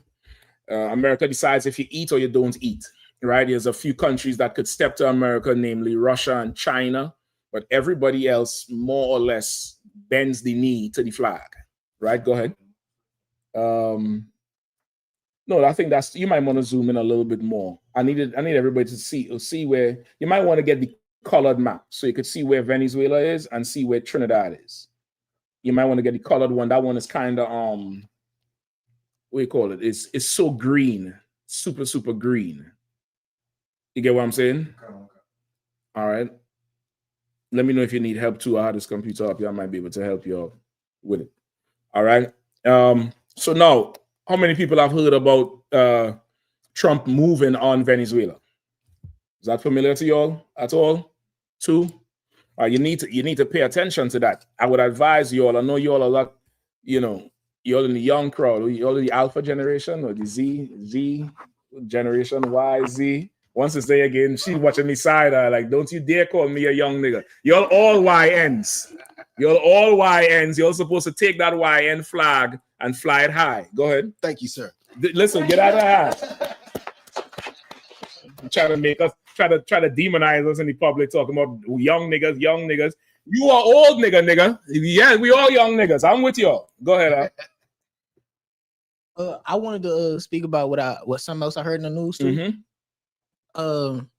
Trump has been firing not only the people in the White House, but he's been firing a whole rack of military generals and chiefs. Yeah, like he's high-ranking people. He's definitely been doing that. A few of them are leaving as well. There's one admiral, I think is a brother. He was on one of them ships in the Caribbean. He stepped down. He said he's not part of this shit that you're all about to do. All right, go ahead, quickly. I also noticed from that there were a lot of people that he was firing there were Air Force. And you know, Air Force, they typically sit still and they hold strong in their beliefs. And they not really moving for something that they don't got to move for. So like the people who don't agree with Trump, he fired them. So like he wants the Air Force to be active, real active right now. Listen, Christ said if you don't agree with him, he gonna cut your head off. Trump is in his kingdom. America is the white man's kingdom. Trump is doing what any white man in power would do in his kingdom. Just know that when Christ rules, he's gonna have he's gonna have a say in who goes where. All right. So let's rock with it. All right. Where we at? All right, what did he say there? Bakwasti, Ryan, K, nobody? Yeah, he says, I came to get help, not laughed at. Well, listen, if you came to get help, just tell me what city and state you're in, and I could direct you to the school over there so you could go in there and learn how to get women. All right. If you feel offended that I made a joke about your current state, I apologize, Ryan. I apologize to you so much. But there are bigger things in life than your ability to get a woman. And that in itself, Ryan, I don't know if you're a brother or not, it's probably why you're not getting any. Women do not like to be made a big deal of her. That's a lie to the white man. They make a big deal of you. But you try to make a big deal of a woman. You listen to Boys to Men. I gave you the sun, the moon, the stars. She don't want that shit. She don't want that. That does not move her. She wants you to be somebody she cannot get. Yet still you will have her. That's how you get her. And the only way to get her, the Bible says the woman is the strongest thing on earth. It's a sidebar and we get to the oil. The only commodity more valuable than oil on earth is vagina. I'm going to tell you it straight up and down. It has conquered kings. It has brought many men to the grave. That's the only commodity that's just stronger than money, stronger than gold, stronger than oil. It's the most powerful thing on the earth. I wouldn't drop a bomb for that. I'm trying to put, in this case, I'm trying to put brothers in perspective. Because you're going to have some brothers saying, yes, she's God. No, nigga, she's not. All right? To have her and rule over her, you're going to have something that's stronger than her. And the only thing stronger than a woman and her vagina and all the pleasures that the Lord built into her for you is the truth, is the knowledge of God. If you want to chase after her, you will be lonely and you will be laughed at. If you want to seek the Lord's kingdom, they will chase after you, and you'll have fun. You'll have fun. Go ahead, So like I got your precept. Which one? Matthew 6 and 32, 33. About the woman? All things you want. All right, I'll take that. Go ahead. Come, sir. The book of Matthew, chapter 6, verse 32. After all these things do the Gentiles seek, for your heavenly Father knoweth that ye have need of all these things. But seek ye first the kingdom of God and his righteousness, and all these things shall be added unto you. That's it. Just seek the Lord. Seek the Lord. What you should seek to find is not how to get a woman, but where the school is, and go sit in there. Where the school is, go sit in there and learn about how you can be useful to the Lord. And maybe the Lord might find it useful that you get a woman. Remember, the Lord made Adam and then saw that he was lonely. Get the point? But Adam served the Lord. He served him. You're going to have to come in here and serve the Lord if you want to get it. And then you're going to realize that there are greater things than that. And then you're going to realize that to sit and feel sorry for yourself because you don't have a woman, it's very, very weak. It's the spirit of the white man. It's very weak. You tell me a drug dealer could get a woman to put a half a kilo of cocaine up inside her and go on a plane from point A to B, but you can't get one? No. There's something wrong with you. And it could be fixed in here if you're willing to be fixed. If you're willing to learn, if you're willing to understand. All right? Let's move on. Just put whatever city and state you're in. We'll send you to the school. And within about 6 months to a year, you're going to be a brand new man. And you too will laugh at yourself with this joke here.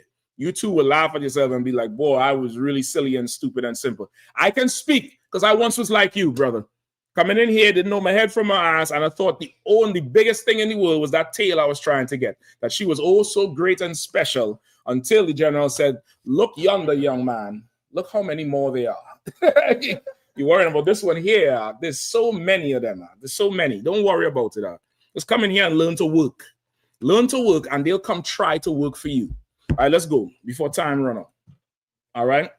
So where we at? Venezuela, right?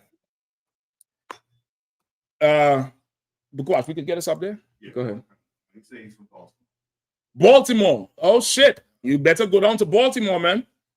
Go on down to Baltimore. You got Captain Saparia up there. You got Officer Warrior up there. You got Officer Kazak up there. Go on down to Baltimore, and they all report to General Katham, who raised me personally, brother. You're go on down there. They'll teach you how to get some tail. They'll teach you how to do that, but they're gonna put you to work first, though. If you ain't trying to work, don't worry about it. Vagina is for men who work. No, that ain't sound right. And them broads be saying broke niggas don't get no tail. That ain't sound right. But I'm talking about working for the Lord. All right. You able to do it? I need the whatever you put showing to show up here too, so that people in school would see. All right. So Venezuela, somebody started pull up the things on Venezuela. I need to know Venezuela oil reserve. I also need when Venezuela's oil reserve was discovered. I don't know if you could you probably could just show the tab with the map. Just skip to the tab with the map, whatever tab it is, because you already zoomed in. Yeah, you could just show that, and whatever you're zooming in, they'll see that. All right, but the people online will see the whole thing. It's too wild. So this is so y'all see where Venezuela is here, right? Now that whole thing, if you zoom out a little more, zoom out some more. More. All right. I think that's probably the biggest picture we have. No sweat. You see Colombia is there. You see below is Brazil. So now, as the brother said, in Brazil last night, they killed 80 people in some raid for drugs. Why is there a whole raid going on for drugs and they say it's war? They say it's war in the streets now while there's conflict between America and Venezuela. Who has the oil reserve numbers? Go ahead. You can zoom on. You can zoom back in. That's good right there. Go ahead, Al. Where's the mic, brother? Help him out, please. Quickly. I ain't got time. It says that they have around 303 billion barrels. Of what? Of oil. The largest in the world. Is this a deposit or what they currently produce? What they currently produce. No, I need the reserve. I don't need what they currently produce. So, Salagi, it says Venezuela's proven oil reserves for the 2025 are estimated at around 303 billion barrels. 303 billion barrels of oil in reserve. Today, that's the largest oil reserve on earth. It's bigger than whatever is in Saudi Arabia and Dubai and United Arab Emirates. In other words, if Venezuela is allowed to continue and with customers on the eastern side of the earth, Venezuela can now take over oil production and be the biggest supplier of oil in the world. And that's a huge, huge deal for a bunch of spicks and wetbacks, according to the white man, right? Why is that important? Because right now, who produces the most oil in the world? Where's the world's oil come from? Go ahead. Israelites? No. Okay, so Go ahead. Saudi Arabia. Saudi Arabia, right? That Middle East region, they control oil. They have something called OPEC, right? Which is like the oil mafia. They decide the oil prices. They adjust oil prices. They adjust oil production. If they want prices to go up, they'll trim back production. If they want prices to go down, they'll flood the market with more oil. They control the whole thing. And purchasing oil is, to purchase oil right now, you could only purchase oil in US dollars. You cannot buy oil in your own currency. If you're Chinese, you can't go to the Saudi Arabians with yen and buy oil. You have to convert your money first to US dollars, then take the US dollars and go to Saudi Arabia and pay them in US dollars. That was done, I think, in the 70s. Somebody could look up the introduction of what they call the petrodollar. You could look that up. The petrodollar. The petrodollar was put in place so that America's economy would not fall, right? America's might is what? What is America's strength and power? Who knows? Now, that's the young brother right here. Go ahead. Think about it. What makes America strong in the whole world? I want to say like the army. The military. That's right, brother. What made you say that?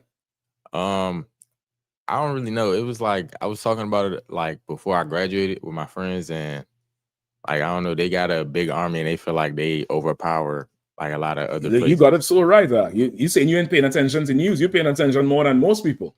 America's military is their might, because if you don't do what they want, they'll just invade you and bomb and destabilize the country and just take over. The same thing with what Israel is doing to Palestine right now, right? That whole Palestinian bombing that was going on off the coast of Palestine, they have another oil reserve that they're not talking about. And that's why Israel was bombing Palestine into powder, because they want to take it over so they could take their oil. They're trying to secure oil because that's what runs the world. That's the economy of the world today. It's used in everything. It's used in your cars. It's used for gas to cook. It's used in turbines. It's used for war. To power all them planes and tanks and all that thing, you need oil. And you need access to it. And you need cheap access to it. Venezuela has the largest oil reserve on the planet today. You control that, you could control the future of the earth for the next maybe 50 to 100 years. You get the point? You could compete with the Arabs. You could really build an empire. So who looked at the petrodollar? Go ahead, Bukwash. 1973, they came out with the petrodollar, right? And this was to keep America's economy afloat, right? Because of the petrodollar, America, now any other country, when they go ahead, do your thing. On any other country, their currency is backed by gold. Usually your country's currency is backed by gold. So you'd have a certain amount of gold in reserve, and you could print paper that equates to the value of this gold. It's an IOU. It's like saying, I want to buy clothes from you. Let's say you make clothes or you grow potatoes. I come with this piece of paper that says $5, and this is good for $5 worth of gold. Instead of coming with the gold and giving it to you, I could give you this note, a promissory note, and you could take this and go put it in the bank, and now you will have a certain amount of money that's valued in gold. The problem with that is gold goes up and down, and it's finite, meaning if that's all the gold you have, that's all you have. If somebody else comes with more gold, they'll have more buying power. America now, because oil is a relatively infinite resource, meaning it's going to end sometime or dwindle, but it's going to be hundreds of years. It's going to be for a while. Whoever has the oil now really has tremendous amount of buying power and money. America said, listen, we want part of that action. We'll bomb your country into smithereens if you don't play ball with us. So you have to agree to sell your oil only in US currency. We'll print money out the ass. We just print it. It doesn't matter. America's money cannot run out because they just print it.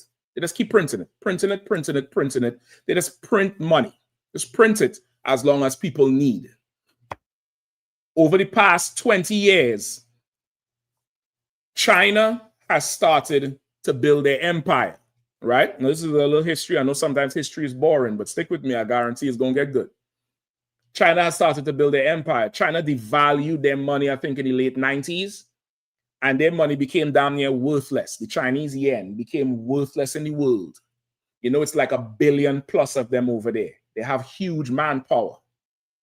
They devalued their dollar and started bidding on international contracts, construction contracts all over the world to build bridges, roads, buildings all over. China, I think, has the largest international contract in Africa, in different states of Africa, in the Caribbean and South America. All those governments have given the Chinese the contracts to build over there. And in 20 years, they was able to secure so much contracts that they was able to amass a certain amount of money and future revenue by doing what? Part of the contract to build in your country is that their workers do the work.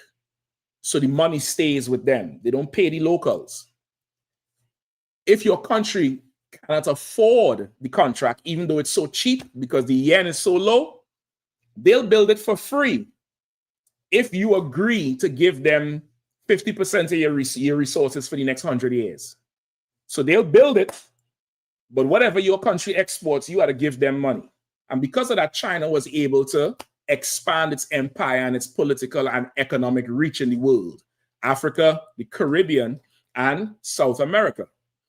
China is in Venezuela right now, as we speak, right now. And China now, in those 20 years, have formed an alliance called BRICS. BRICS.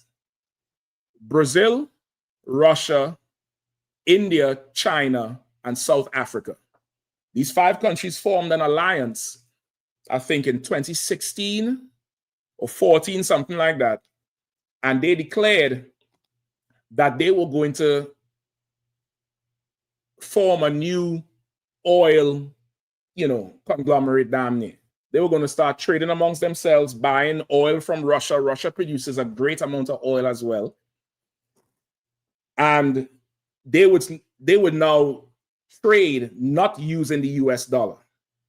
They were the ones who introduced crypto. Crypto started with them. And they was trying to destabilize the US, to not use the US dollar. America got wind of it and decided to take action. That's why you see around that time they got rid of Muammar Gaddafi. He was in tune with it as well.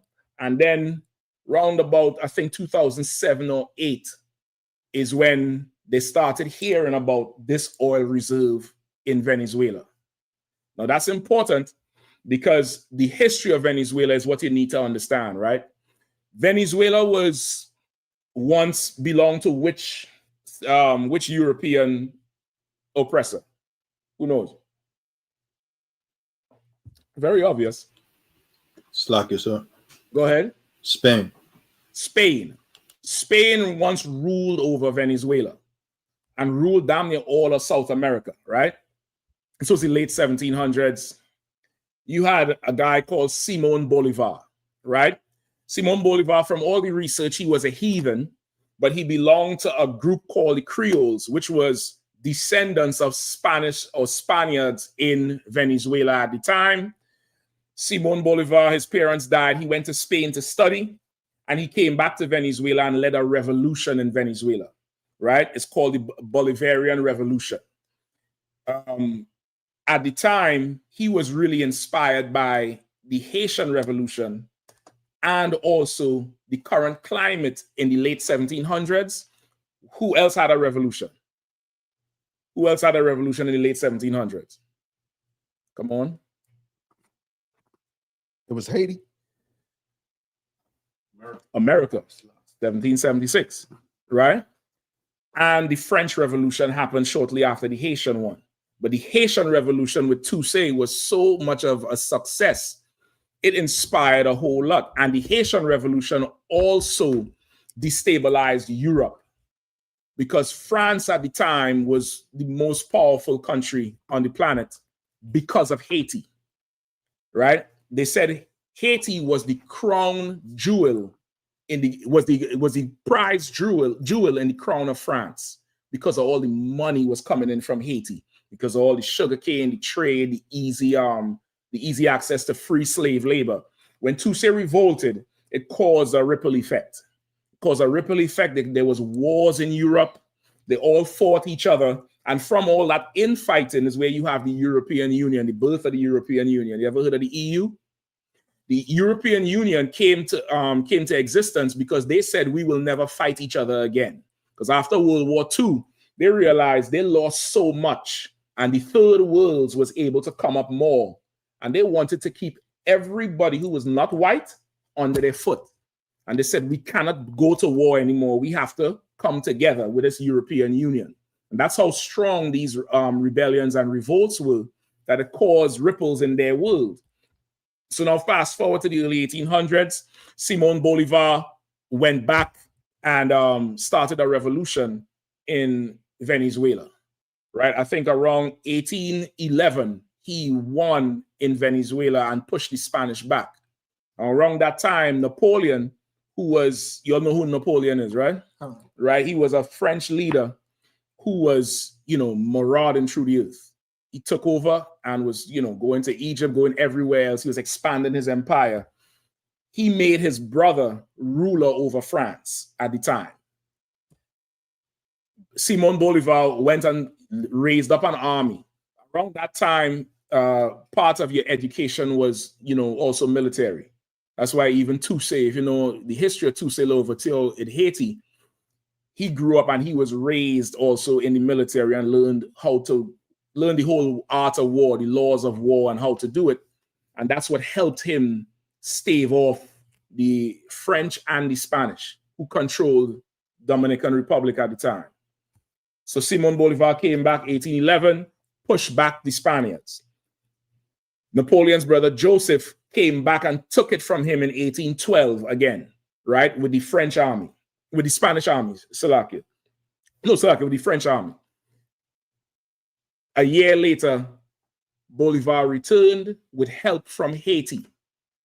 Haiti gave them money, gave them military help, right? Till this day, that area where Venezuela is, Colombia, you could get a bigger map, Bolivia, Ecuador, they all form something called Gran Colombia. I think it's Gran Colombia. Hold on. Yes, Gran Colombia. It was like almost like a United States, but it was for Latin American countries. You get the point? Now, Simon Bolivar, with his education, even though he was a heathen, I believe it's from the research, his mother was a local. And because of that, he had a heart for the native people. And he wanted, like every Edomite at the time, to break away from the crown in the east and have their own. His family owned a lot of gold mines and natural resources in Venezuela. So they was wealthy. They wanted to keep all that wealth for themselves. So he went, once he got Venezuela, he went down to Colombia, right? In fact, he staged war in Venezuela against the Spaniards from Colombia.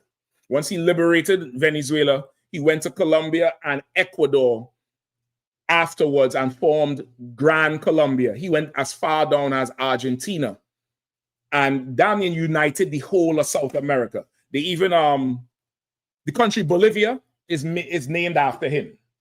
All right, that's the top of South America there, right? So you see, say again? But what I'm saying, that's the top of South America. As you expand out, that's you'll see the rest of it. So all that whole area there before was Gran Colombia. There was all one up to about 1830, I think. Later on, they broke apart into their individual zones. But because of Simon Bolivar's philosophy of self-governance, independence, they were all able to rule themselves separately, even though at one time they were all under one, rulership. All right. But descending from him is Venezuela today, right? That's where you get Venezuela today. And even Venezuela today, where you see where it says Orinoco over there, you could put it, that there is in what today is called Guyana, right? Not Ghana, which is in Africa, but Guyana, right? All there was Venezuela before. And in separating it, Venezuela yielded the northern part of that French Guyana, which is a little bit on top. You see, come down some more. Just pull the map down some. You can pull it down. You just zoom in above it. Zoom in some more. No, don't you see how you push it up? Pull it down. Yeah, zoom in. That's it? All right, no sweat. See that Venezuelan border with Guyana? Right there, in that area, I believe, or it could be more to the left. That's where there's what's the name? Trinidad. What's the name of the defined Essequibo? Right? In the Essequibo territory, they found trillions of cubic feet of natural gas. Now I know it seemed boring to the average Negro because we don't give a damn. Once the gas come in the damn kitchen for you to cook and eat. But brother, this is how they rule the world. They found a ton of gas there. Let's fast forward a little bit more. You have Venezuela had started having a ton of oil deposits in the early 1900s. America sent the Texan oil moguls down there.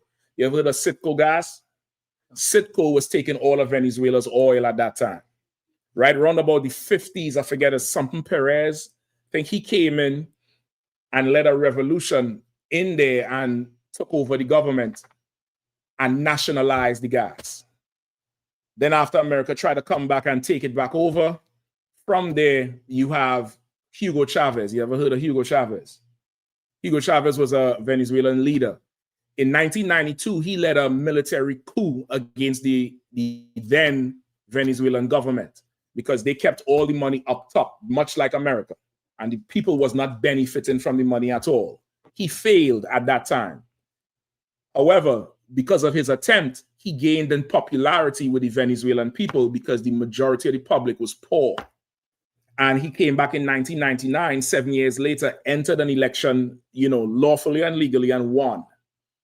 Now, when he won, they were still dealing with America with the oil.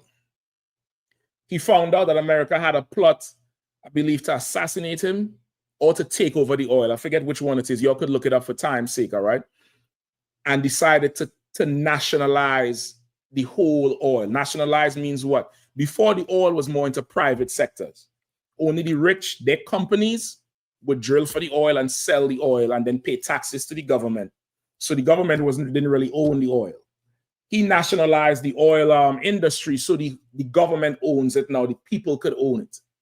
And roundabout from that time, let's say 1999, so let's say from 2000 till about 2011 or 12, Venezuela reduced the inequity in their country, so much so that Venezuela became the most equitable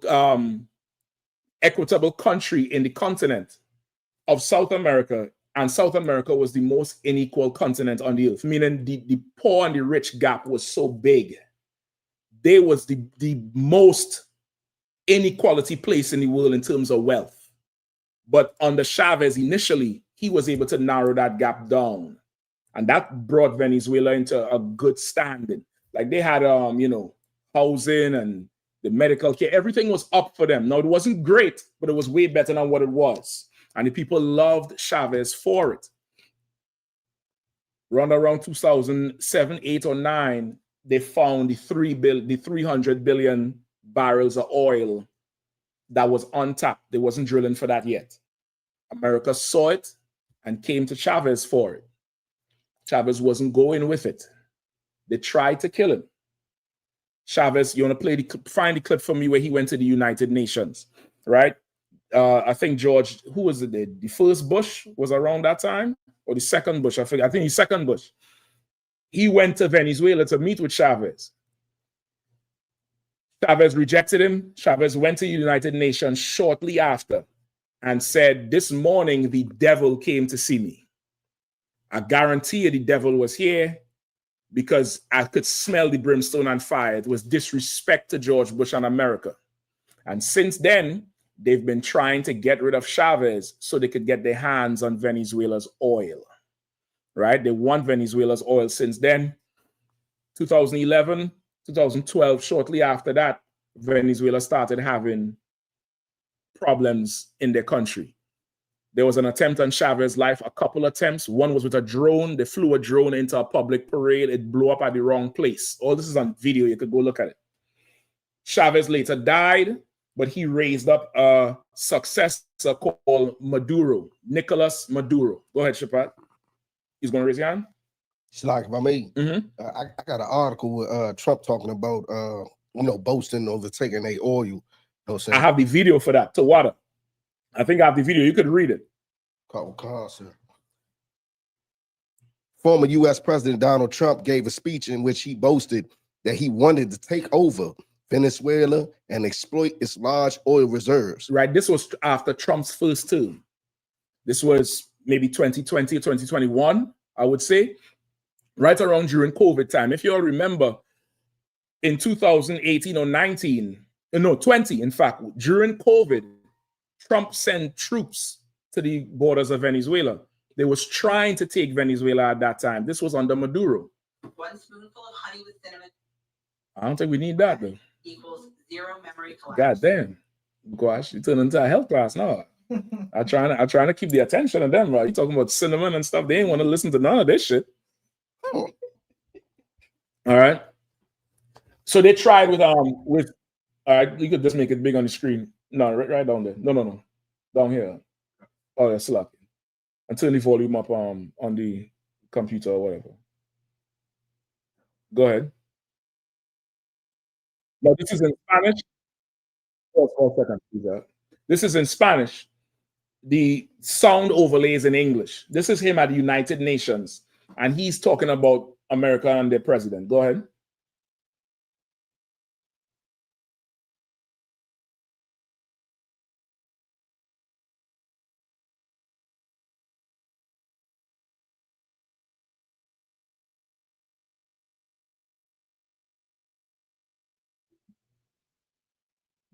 Why do you think they're all laughing? They're about to clap. They're all laughing because they know one thing's for certain and two things for sure. The white man is the devil the Bible speaks of. Right. And he got up there in United Nations and set it up. Keep going.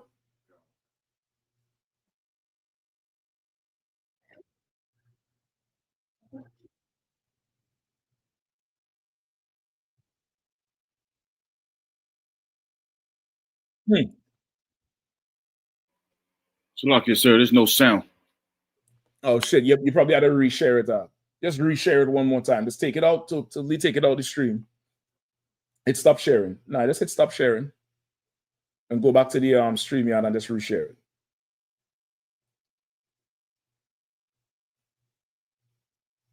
Please again from the beginning. Let me know if y'all can hear it out. Add it to the screen on the bottom. Go to the screen. Are our brothers and sisters in the United States because their threat is in their own house. The devil is right at home. The devil. Pull it back from the beginning because it wasn't in. We could hear it, but it wasn't in the stream for them to hear. Go ahead. I think that the first people who should read this book. Y'all can hear it now? All right, no, sir. Go ahead. Are our brothers and sisters in the United States because their threat is in their own house. The devil is right at home. The devil himself is right in the house. And the devil came here yesterday. Yesterday, the devil came here. Right here. Right here. And it smells of sulfur still today. This table that I am now standing in front of. Yesterday, ladies and gentlemen, from this rostrum, the President of the United States, the gentleman to whom I refer as the devil, came here. The President of the United States is the devil in front of the United Nations. They tried to kill him. They tried to kill him on numerous occasions. They tried to kill him. He started raising up a successor called Nicolas Maduro since then. He'd been grooming Maduro, because he wasn't about to pass Venezuela over to anybody who America could get. America's reach is far and long because of their military power, right? So they could get to you if they want to. They could fully destabilize your government, turn everybody against you. They could get to you if they want you. Like America was able to kill bin Laden in his house with his children. How do you think they get him? They make a deal with the Pakistani government, who was housing bin Laden at the time. And they say, all right, we coming in there. Y'all make sure don't tell him shit. And Navy, what's his Navy team, SEAL 6? Yeah, they went in there and killed bin Laden in front of his wife and children. And Pakistan did nothing. They did the same thing with Muammar Gaddafi. Muammar Gaddafi in Libya, brother. It's like, what's a common car in America? Like this, a starter car. I'm not disrespecting anybody's car, but just, go ahead. A Altima, a Corolla. It's like how they have that's common for everybody. In Libya at that time, they was driving Benz. Police was driving Benz. Libya produced a lot of oil at the time too. And they had free healthcare, housing. I'm not boasting him. I'm just giving you the history. He also wanted to start a new currency for Africa and Libya and all of that. And all of a sudden, he's a terrorist. He's doing all of this. And they turned the people against Gaddafi. The people killed Gaddafi. They killed Gaddafi for America. They told you how they abused him so bad. They got him and they had him lifted. Like in sports, when people score a touchdown, the crowd would lift them over. They was lifting Gaddafi up like that, brother. And they sodomized him with sticks on camera for America to see. They killed him brutally. Their own people. You get the point? This is what America has the power to do because they study a certain aspect of war that we don't consider. Some of it is called COINTELPRO, PSYOPs. It's more formally known as the CIA. When the CIA get a hold of you, brother, your mother will turn against you. Your unborn children will come out and hate you. Through disinformation, through destabilizing. They have a whole program that they run on everybody. And that's how they do it. They do it to governments. They do it to the Black Panthers. They do it to everybody. Go ahead. Salaki, in that show called Snowfall, even though that was fake, but it was come into that. Come on, go ahead. But no, it was not fake. I mean, but like it's based off of a true story. Yep. Yeah, but I'm about to say, even in the story, at the end, Franklin mother turned against him. That, well, of course, that is, poetic license and theatrics. Come. But this is what you want to learn from that. I'm gonna come to that too. But that whole thing with Snowfall, that was a CIA operation. That was a government-funded thing. That whole series, Snowfall, everybody heard of it? That really happened. And I'm gonna explain to you, I'm gonna give you some more of that in a second. So he got up in front of the United Nations and called the President of America the devil. So that's 2006. Within the next 3 years, they started discovering that Venezuela has way more oil than they originally thought. Right? Give me Genesis 49. And go ahead. Do you want any more on the article? Hold it for a second. Come. Give me Genesis 49. No, not 49 as well. Where's his foot is dipped in oil? 33? Deuteronomy 33? Come, sir. I got it. Go ahead. Give me Deuteronomy 33. Go ahead. Come. This is the book of Deuteronomy, chapter 33, verse 24. Venezuela. Give me back the map. Go ahead. Say where you at again? This is the book of Deuteronomy, chapter 33, verse 24. Uh-huh. And of Asher, he said, let Asher is from Colombia to Uruguay. So from Central America down to like the middle of South America is Asher. So Venezuela, Colombia, Uruguay, of course, Brazil, Bolivia, all that is Asher. Really, Gran Colombia is Asher. He said of Asher, go ahead. Come. And of Asher, he said, let Asher be blessed with children. He said, let Asher be blessed with children. That's why it's so many of them. Let Asher be blessed and fruitful, much like Ephraim. Go ahead. Come. Let him be acceptable to his brethren. Let him be acceptable to his brethren. Which is why, even though Simon Bolivar was a devil, as far as the research is concerned, the people who he united, it was easy to unite them together. It was easy. Think about it. They live next to each other. Simeon and Levi, which is who?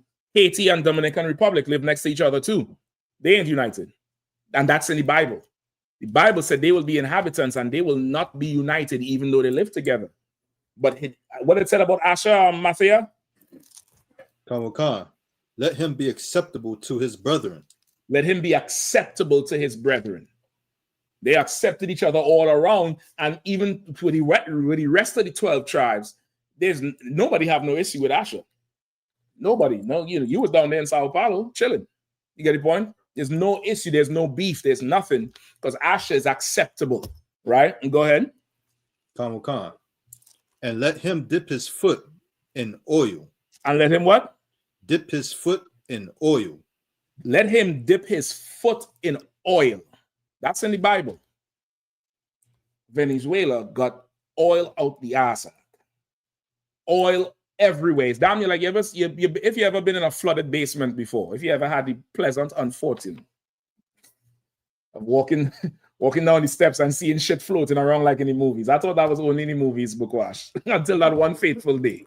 I'm still traumatized from the shit, brother. I don't go near the basement door just because of it. I sent somebody else down there. I saw shit floating around. I said, surely the Lord is against me. Surely. Crates floating. I'm talking about heavy shit floating. I'm like, what the fuck is this shit here? Imagine oil, your foot is dipped in oil, meaning you're walking in oil. That's what the Lord is saying. Asher is walking in oil. Keep going. Khan. Thy shoes shall be iron and brass, and as thy days, so shall thy strength be.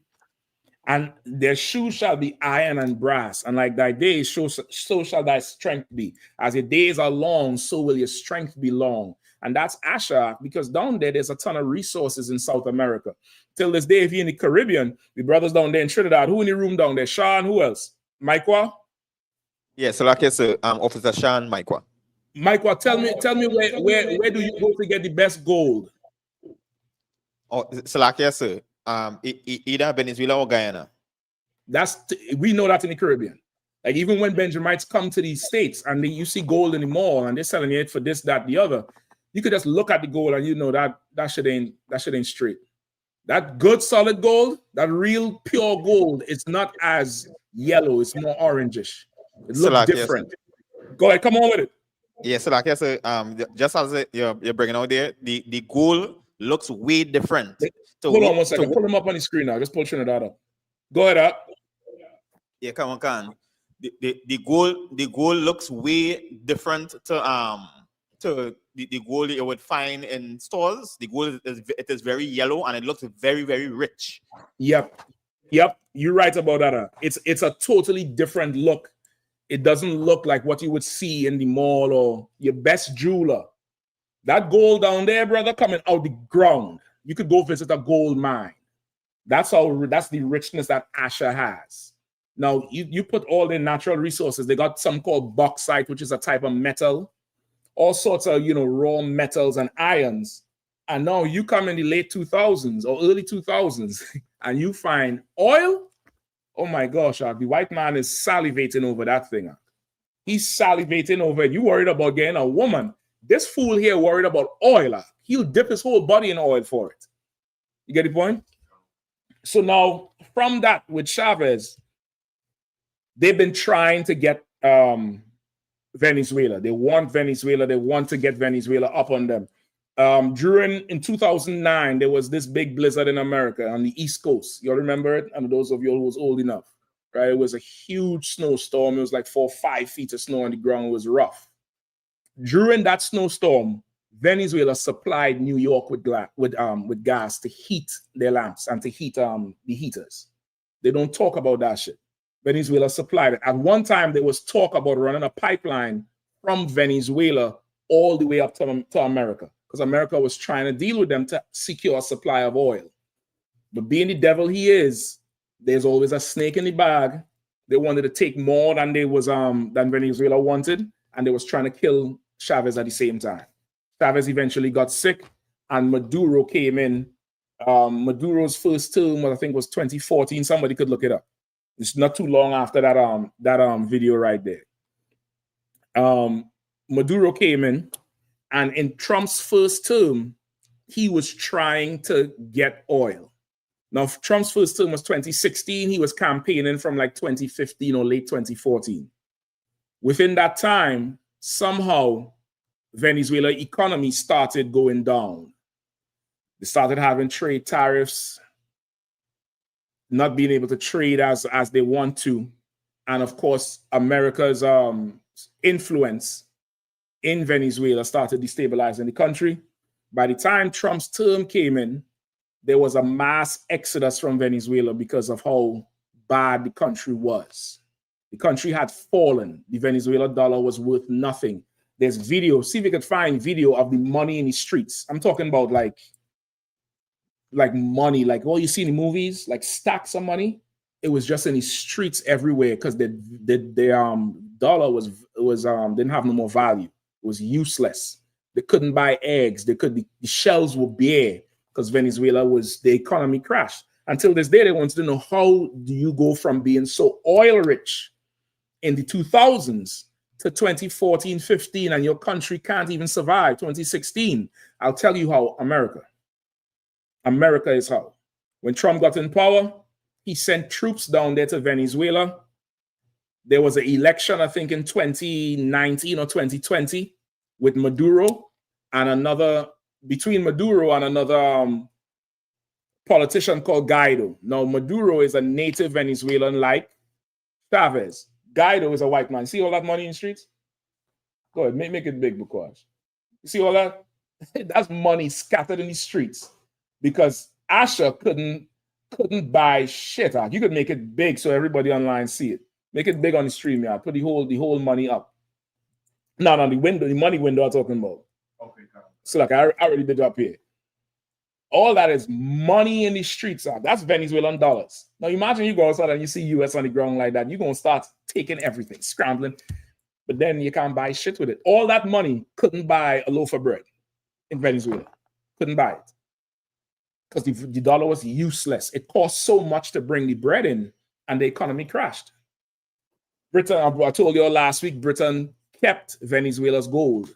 They had, what, $3 billion worth of gold? Venezuela put it in British banks, thinking Britain was favorable with them because they're trying to defend against America. When Trump went for Venezuela, Maduro called for the gold. He said, and we need the gold now because America is putting tariffs on us.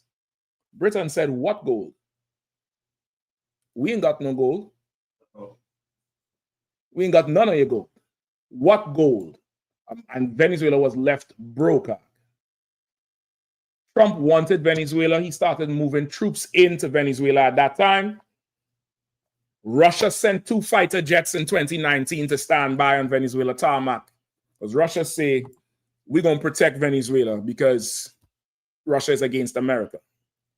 I need that video. You had the video where he said you could pull the article if you want now, Shapat. You can read it in the meantime while I go queue up the video. I think Kazak found that he might have put it in the DC chat. It's a short video. Kazak, you found it? It's in the DC chat, sir. It's in the DC chat. Here's 2 he put in there. The first one is a longer video. There's a shorter one. Is the shorter one in there? I just seen one, sir. Okay, no sweat. Maybe pull up the first one. Said read, sir. Go ahead and read the article out. Sir. Former U.S. President Donald Trump gave a speech in which he boasted that he wanted to take over Venezuela and exploit its large oil reserves. I think somebody going in there now. You just hold on 2 seconds, all right? When I left, Venezuela was ready to collapse. Right. We're questioning him to pull it in the thing for you. This video is 26 minutes. Yeah, I know. Pull it up. It's in the first minute. All right, it's in the first minute. There's a shorter one where he goes on to say more. But this is what Trump said, I think, in 2021 after he lost the election to Biden. This is what he said about Venezuela. All right. Make sure you're able to share it. Go ahead. All right, I'm going to try to get any more questions before the class is over, but we're almost done. I'm going to take you all as far today, all right? Just mute it out. Just mute it and let it play. All right, you got it? All right, so now pause it to go to like the first minute number 1. Make sure it's shared, and then you could unmute it, all right? And go ahead and put it up on the screen. Give me the volume.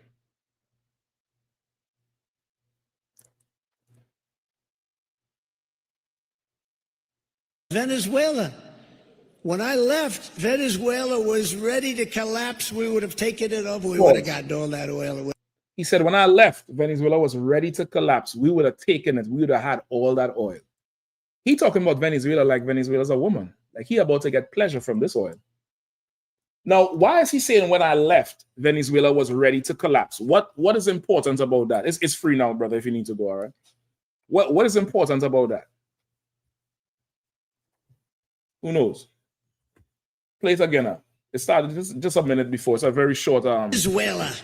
How about we're buying oil from Venezuela? Go back. Go ahead. For a convention organized by the North Carolina Republican Party. Venezuela. How about we're buying oil from Venezuela? So, he's saying we're buying oil from Venezuela like Venezuela is so inferior. Like, shit, we had to buy from them? How about that? Could you believe it? We're buying oil from Venezuela. The shit belongs to Venezuela, nigga. It's in the Bible. It was found there. He can't believe we're buying oil from Venezuela. Keep going. When I left, Venezuela was ready to collapse. We would have taken it over. We would have gotten all that oil. It would have been right next door. Pause. He said we would have gotten all that oil. Because when I left, Venezuela was ready to collapse. We'd have gotten it all. Why is that important? Who knows? Go ahead. What you was talking about earlier, how, you know, they already had ties in trying to collapse the government. They were already in process of it, but he said we left right before we got it. Because they was the ones who destabilized Venezuela. That was part of the plan. Part of the plan, because at this time, BRICS started to advertise themselves. That's the alliance I was telling you about with Brazil. They said we have to get this oil in Venezuela, so it'll be like fuck BRICS. We don't need to worry about them. You could do what you want. We have our own oil. They didn't want to buy the oil from Venezuela. They wanted to take it, and they would sell it to whoever at whatever price. That's how the white man's empires are built. If you ever look at countries like France or, you know, anywhere else, Britain, Europe, America, and you look at all the buildings, do you ever sit back and wonder, how did they build this? How did these build? I'll drive through DC down there and, you know, 14th Street and Constitution Avenue and watch them buildings. I'm like, okay, how did they build this place? England is a small island now, small, it's tiny. How did England once rule the earth? How? The military ain't that great. Can't be. We the best warriors on the earth. We the best fighters, the best boxers, the best athletes. How did they rule? Slave labor, free labor. Free labor gave them such a head start. They was able to build empires without actually having to pay for it. And once they built their empires, they just took the resources and now they sell it back to you at a higher price. Over time, they become so filthy rich, it's laughable. That's why he's able to laugh. He's like, man, Venezuela, can you believe it? When I left, they was ready to collapse, meaning they was dead. We could have just gone in there and took their oil. Give me some more, if there's more. But now we're buying oil from Venezuela, so we're making a dictator very rich. Can you believe this? Nobody can believe it. Making a dictator very rich. You can pull it back to where it's Trump and it's freeze it, all right? You say we're making a dictator very rich. This is the other part of your COINTELPRO and your CIA. They always label who they want to take out as a dictator or a terrorist or a drug dealer. I don't know if you all remember last week we read about OFAC, right? The Office of Foreign Asset Control. America has a department that controls another country's natural resources. They'll determine how much you could sell that for. They'll determine who you sell it to. They'll just come take it. If you have gold, whatever, they'll just say, well, there's a war down there and we're trying to, you know, give the people freedom. And they'll come take your stuff. They was getting ready to take Venezuela's oil. Maduro won the election, which was against their plans. They said the people hated Maduro. That was not true. Give me back the map with thing. There's a little more on the video, but I don't think it's here. Is it in the article? Morris' speech. He said there's a part. He said $45 million a day. That would have all been ours. That's how much money Venezuela is making off of this oil at that time. $45 million a day. He's like, we could have just took it from them. You understand? So when you see that conflict going on down there, how America is moving ships into the Caribbean, nuclear submarines, deploying troops down there, moving all that military might and saying it's for drugs, it's not for drugs. This has nothing to do with drugs. How do I know? Because you ever heard of the Iran-Contra scandal? Break it down, whoever knows it. Come on. Come on, bring it out. Come on, huh? Come on, go ahead. Tell me what you know. Let's go. Right, the Iran-Contra scandal, right? Iran had what? From America, hostages, right? Iran had American hostages. The Contras, which was the, what do you call them? A guerrilla, like a militia at that time, that was in Colombia or Ecuador? El Salvador or Colombia. Just look it up for me, right? One of those countries, those Latin American countries. They were producing at the time, they was able to take the cocoa leaves and make cocaine. America, through the CIA, ran a covert operation, meaning up until recently, this was not acknowledged by America as an official operation. They use America's military. Go ahead. Nicaragua, Salaki, Tawada. Right? Nicaragua had civil war going on between the government and a local militia. The local militia needed what to fight the government? Guns. Right? They were producing, they had the cocoa leaves, right? That's where the cocaine comes from. This militia was in the Nicaraguan jungle producing kilos upon kilos of cocaine. America, through the CIA, would fly military planes, unmarked planes, down to Nicaragua in different parts, load up with cocaine, bring it back to America. They would pay for the cocaine with guns. And that's how the Contras was able to wage war in Nicaragua, destabilizing Nicaragua. They then took the cocaine and gave it to who? Drug dealers, not white ones. Famously, Freeway Ricky Ross. That's where the rapper Rick Ross gets his name from. Rick Ross was a real person in California, and he was working with a CIA operative to flood the streets of Black America with cocaine, right? And of course, afterwards, they broke it down to crack to make it more lucrative. And they helped him flood his whole operation and move it east, from the West Coast to the east, and flooded our neighborhoods with it.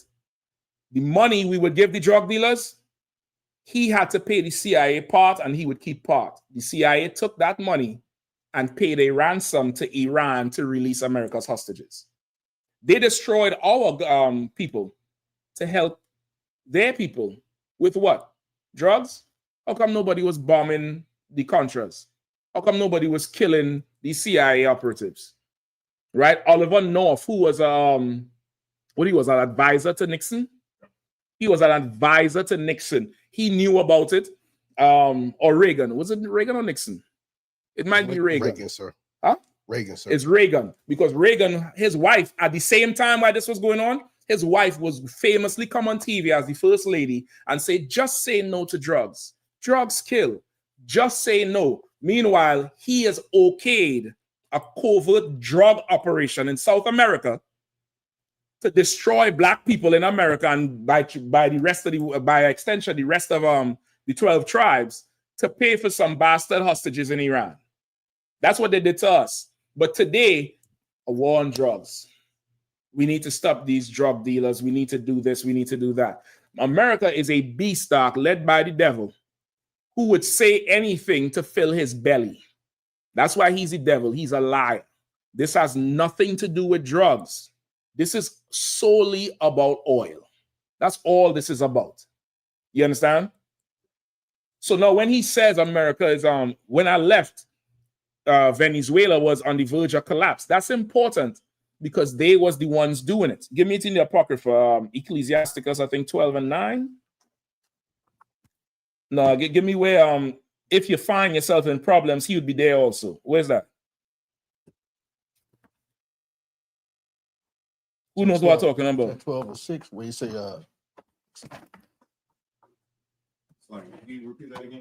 if you find yourself in problems, he'll be right there. He's an author of mischief. Give me Ecclesiasticus 12 and start at 10. Somebody read it quick because time going. Bukash, could I borrow any of these outlets out here? You might have to come around and help me out. Let Bukash stay. Come across. Or maybe I could put it on this side. Is it easier over here? Reach. I'll put the computer on this side. Go ahead, just make sure the plug is in proper. All right? Go ahead, whoever have it read, please. 12 and 10. Let me know when it's in. It's in here, sir. Go ahead, Doc. It's the book of Ecclesiasticus, chapter 12, verse 10. Never trust thy enemy. Say it again. Never trust thy enemy. Never trust thine enemy. Who is our enemy? The white man, who is the devil. That's right. The heathens, the African, the East Indian, the Chinese. The East Indian right now, Trinidad, which is, you see right at the top right corner. Trinidad is right there. Trinidad is so close to Venezuela, it's damn near part of it. You could take a small boat and roll across to Venezuela. It's like, just miles apart. It's very, very close. On a clear day, you could stay from Trinidad and see the Venezuelan mountains. It's very, very close. And it's strategically close down there. Never trust thine enemy. In 2019, when Trump went into Venezuela, he went to the Trinidad government at the time. The person in charge of Trinidad was a brother called Rowley. His name was Keith Rowley. He told Rowley that he needs him to turn his back on Maduro. Trinidad is a very oil and gas rich island as well because of its close proximity to Venezuela. It's really Venezuela oil and gas that we got because we're on the same area. But Trinidad has a lot of oil and exports. In the south part of Trinidad, the brothers will tell you that the school is very close to it. There's a LNG plant. LNG stands for liquid natural gas. They take natural gas and compress it, and tankers come all the way from Poland, Sweden, Switzerland, Austria to fill up on a daily basis. I'm talking about these huge oil tankers that you would see. It's not oil they're transporting, but these huge boats that you would see on the North Sea. They come down there and line up, pull into the port, fill up, and go to Europe. Trinidad provides I want to say 60%. I might be wrong, but it's a huge number of Europe with natural gas. A lot of that natural gas comes from the waters around Trinidad and partly from Venezuela. America asked Trinidad's prime minister to turn his back on Maduro and allow them to come and stage from America to invade Venezuela. The Trinidad prime minister at the time said he will not do it because they have a verbal agreement with Venezuela and the Latin American countries. In fact, they have something called Petro-Caribe. Somebody look that up, please. Please look up Petro-Caribe. So when he said he will not dishonor Maduro, the other political party in Trinidad, which is called the UNC, or they at the time were the leader of the opposition, much like you had Democrats and Republicans. In Trinidad, the opposite of his party was run by an East Indian. Historically, that political party has been East Indians. It's a racial divide in Trinidad. They like to tell you it's one big happy country. That's bullshit. The East Indians run the country. They are the majority. You would think it's black people. The East Indians are like 51 or 52%. The Benjamites are about 46%, and then there's like 2 or 3%, which is Chinese and Assyrian and white people. The East Indians, who at the time was the opposing party, they came out and said, we do not recognize Maduro as the leader. We recognize Guaido, which is who America wanted. That was them waving a flag to tell America, this nigga ain't gonna help you. We will. We'll help you. Trump lost the election. Nothing happened. Fast forward to today.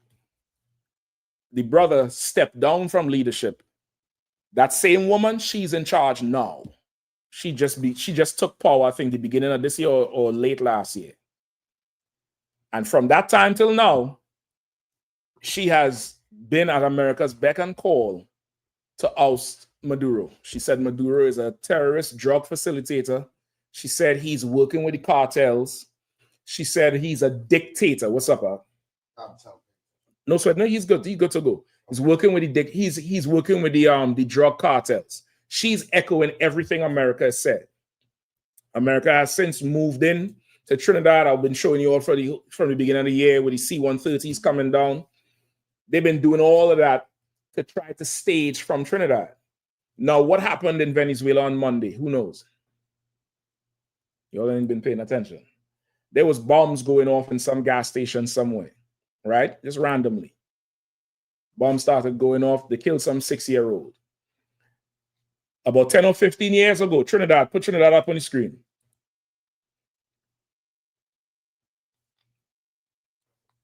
No, just hit it right here. That's all. Real quick. Trinidad, let me know if you all remember. Was there a time in Trinidad where bombs was going off in the capital, in trash cans? Cancer. And what was going on around that time? What was they saying is the reason, or what was the solution, if you remember? Salakia, sir, I couldn't remember what exactly was the reason, sir. No sweat. I definitely remember, because it was such a huge deal in a country like Trinidad to have. Imagine you down in DC and trash cans just start exploding, like big explosions. You would start thinking, what was going on? What would the first thing come to your mind? There's terrorists around. Terrorists is around. Oh my God, terrorists. We need to call America. And America showed up. And America was trying to start having a military base down there since that time. This was maybe around the same time he called them the devil. Right now, Monday, Venezuela, they have it on tape with some devil walking around with a trash bag. He just left it and he walked off. Gas station exploded. Go ahead, somebody saying something? Yeah, come on, cancer. He walked around with the trash bag in the gas station, and he was about to put it next to the pump, but the attendant forced him to put it on the side. Right? And well, otherwise the entire station would have go up in flames. Exactly. So they wanted to do that to destabilize it, to say, well, you know, Venezuela is getting, you know, rough and raw, and we need to go in. America always puts forth a pretense to say, your country is unstable, there's terrorists there, you all need us to come in and set law and order. They always do that. We've seen the playbook before. So they're trying to get into Venezuela fully. You could switch it back now. All right. Let's get back to the precept. Go ahead. Whoever was reading. Never trust thy enemy, for like as iron rusteth, so is his wickedness. Go ahead.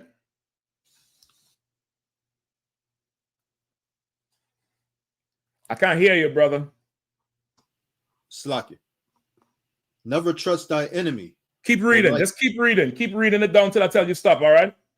Kawakan. Never trust thy enemy, for like as iron rusteth, so is his wickedness. Though he humble himself and go crouching, yet take good heed and beware of him. And thou shalt be unto himself as if thou hadst wipe a looking glass, and thou shalt know that his rust have not been altogether wiped away. So what is precept is saying? It's saying you could never trust your enemy. You could never think he's there to help you. You could never think that he's there for your benefit in any way at all. Just like iron will rust, so is his wickedness. Like you could be sure that iron, if left out, is going to start rusting. You can be sure if this devil comes around, he could be how kind? He's trying to take over, and that's even here too. Keep reading. Kawakan, set him not by thee, lest when he hath overthrown thee, he stand up in thy place. Neither let him sit at thy right hand, lest he seek to take thy seat, and thou at he last remember my words, and be pricked therewith. Right? Just for time's sake, I'm gonna break it down, all right? Because I don't want to run too far. It's saying don't set your enemy close to you. Meaning don't accept him close to you. Because when he had overthrown thee, he will stand in your place. Don't even sit him at your right hand. And as a people, we always accept the heathen. We accept the heathen more than the heathens accept us. In every which way. The tribe of Judah accepts everybody. The tribe of Judah has nicknames for the Chinese, right? We all call the Chinese woman in the store. Go ahead. Mama son. Mama son. Mama. Imagine that. The Chinese thing is Mama son. You go in and you're talking to the Arab behind the thick plexiglass like he's your brother. You get the point? In Trinidad, the East Indians came after slavery and was put in charge of the Benjamites in Trinidad. And the Benjamites in Trinidad accepted the East Indians. Accepted the East Indians, even though the East Indians became the oppressor. And now there's an East Indian over Trinidad that's opening her hold behind to America for the promise of money, is endangering the whole region, threatening to destabilize the whole region. Who looked at Petro-Caribbean? Go ahead. Whoever have it. Petro-Caribbean was a regional oil procurement agreement between Venezuela, and Caribbean member states. The trade organization was founded June 29, 2005, in Puerto La Cruz, Venezuela, during the presidency of Hugo Chavez. Hugo Chavez made an agreement with Venezuela and the Latin American countries. There's another organization called CALEC. Look up that too, or CALEC, or CALEC, I think it is, which is a alliance of the South American countries with Venezuela.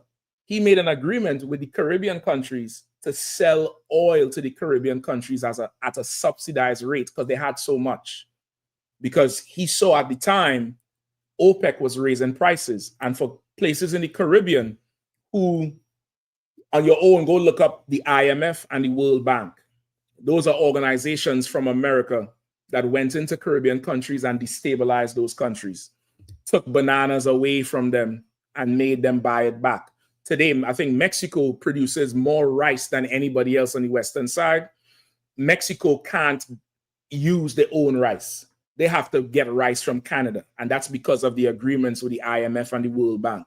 These oppressors they go into your country and they totally gangster your whole country. They'll take yours and then said, I'll let you have this if you pay me for what you want. That's what's really going on. It sounds funny. Just go check it out and see. You'll see if I'm lying. So now, because of that, Chavez wanted to empower the region. And he said he made an alliance called the Petro-Caribbean Alliance because the Caribbean, only Trinidad produces oil at a competitive rate, oil and gas. The rest of the islands are basically tourists and spice and ingredients. So for those countries to survive, he said he's going to make sure that those countries get oil and gas at a lower rate, lower than the world standard, so they survive. They don't get, taken over and run into ruin. America wanted all of that gone. They wanted all the oil for themselves. The East Indian who's in charge of Trinidad right now, she's turning her back on all of that shit. She said Maduro is a dictator. He needs to go, and all the drugs need to stop. Now, I agree. A drug dealer should be put to death. I'm the first one to tell you we'll string them up on the poles if given the power to do it, because a drug dealer is a nasty, filthy plague on any community. But the biggest drug dealer on the earth is the white man. Right. The biggest ones. And I'm going to tell you some history just growing up in Trinidad, and the brothers will co-sign, I'm sure. Since I was a little boy, the most wanted man in Trinidad has always been an East Indian. Just Google right now the biggest drug dealer ever in Trinidad and Tobago. Just Google it right now.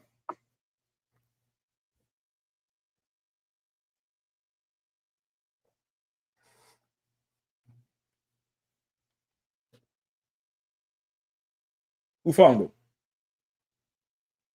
Go ahead. Based on journalistic accounts and law enforcement reports, the biggest drug dealer in Trinidad and Tobago history was Nakisun Badaram better known as Nankisoon Bataram. That's a mouthful from Calcutta. That's an Indian name. But that name don't sound too heavy in the streets, right? Imagine, man, Nankisoon gonna come get you. Who the fuck is that? What was his name? His name was Dole Shadi. Dole Chady. That was his gangster name. And this East Indian, he disappeared families. He had mansions all over. He was in bed with the government, with politicians. His lawyer later became the attorney general in Trinidad, and that's how they got him. His lawyer told everything, and they lined him up. They got somebody to snitch on this family he went to kill. He went to kill some family. He sent some men to kill a family. The children escaped and became witnesses. And they hung like 9 of them, including Dole Chady. But everybody knew at the time this had nothing to do with the drugs. This had to do with that East Indian having dirt on the politicians. And they hung him, brother. And when they hung him, a lot of people who did business with him didn't want to pay the family. His wife started putting hits out on police, of everybody. When they went to his mansions had rooms filled to the ceiling with cash. The problem in Trinidad has never been drug dealing Benjamites or Asherites. The most wanted man in Trinidad was always an East Indian. They've always been into crime. And I think America done promised this broad money. Promised a ton of money and a ton of help to stop drugs. This has nothing to do with drugs. This has to do with oil. This has to do with oil and nothing else. They want the oil that's in there, and they don't care what they have to do to get it. They don't care. And right now they're raging war on the coast of Venezuela. They're bringing in all the tankers. They're bringing in the air carriers, the planes, nuclear submarines. Russia has sent over 5,000 missiles to Venezuela last week. This week, Venezuela decided to end the agreement with the Trinidad government for gas. They said the Trinidad Prime Minister is not welcome in Venezuela anymore. We don't consider her anymore. This morning, they called the leader of the opposition, the other party, who is the traditional black party, and it's a black woman. They called her, they said, we're going to deal with you, because that broad, she something else. All of last week, Venezuela has been saying to Trinidad, do not fall for the devil. He's going to deceive you. Do not side with him. You all don't know who you're playing with. Number one, you're not in a position to fight. You don't have no military. We've always had a good agreement. Don't do it. Trinidad is not listening because of this East Indian woman. They cut ties with Trinidad Monday. This morning, they called the opposition to do some, to start talks with them because they don't want to destabilize the region. War in the region does not mean war in the Caribbean islands, but there will be no trade. The islands are going to suffer. Venezuela is considering that. And they understand that they have a ton of oil. Russia has sent, the reports that Russia has sent is, there's a group called the Wagner Group, which is like Russia's black ops CIA group that goes in there and will, tear your thing up. But Russia is on Venezuela's side. What's going on now is a prelude to war that could turn catastrophic. It could turn into World War III or lead to it because of all the players that's involved in there. You have America trying to keep the oil there for the West.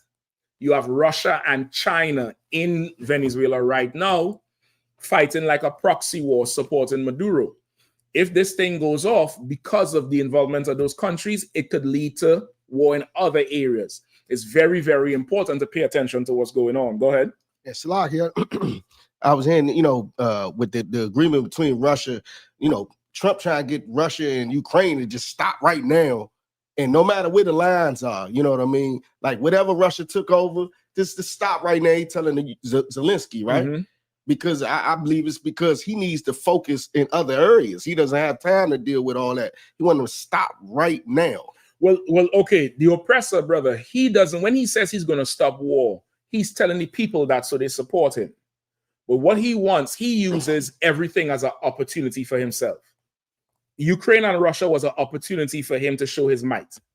He talked to Ukraine one way. He talked to Russia one way. He told Russia stop bombing them. And the next week he went and sold Ukraine missiles, long-range missiles to fire into Russia. He's equipping everybody. And America has always done that. They'll publicly support one side and privately support the other side. They did it with Saddam Hussein. They did it with Bin Laden and them. They did it with everybody. America created ISIS. The Islamic State was a rebel group that America was using to come up against Syria.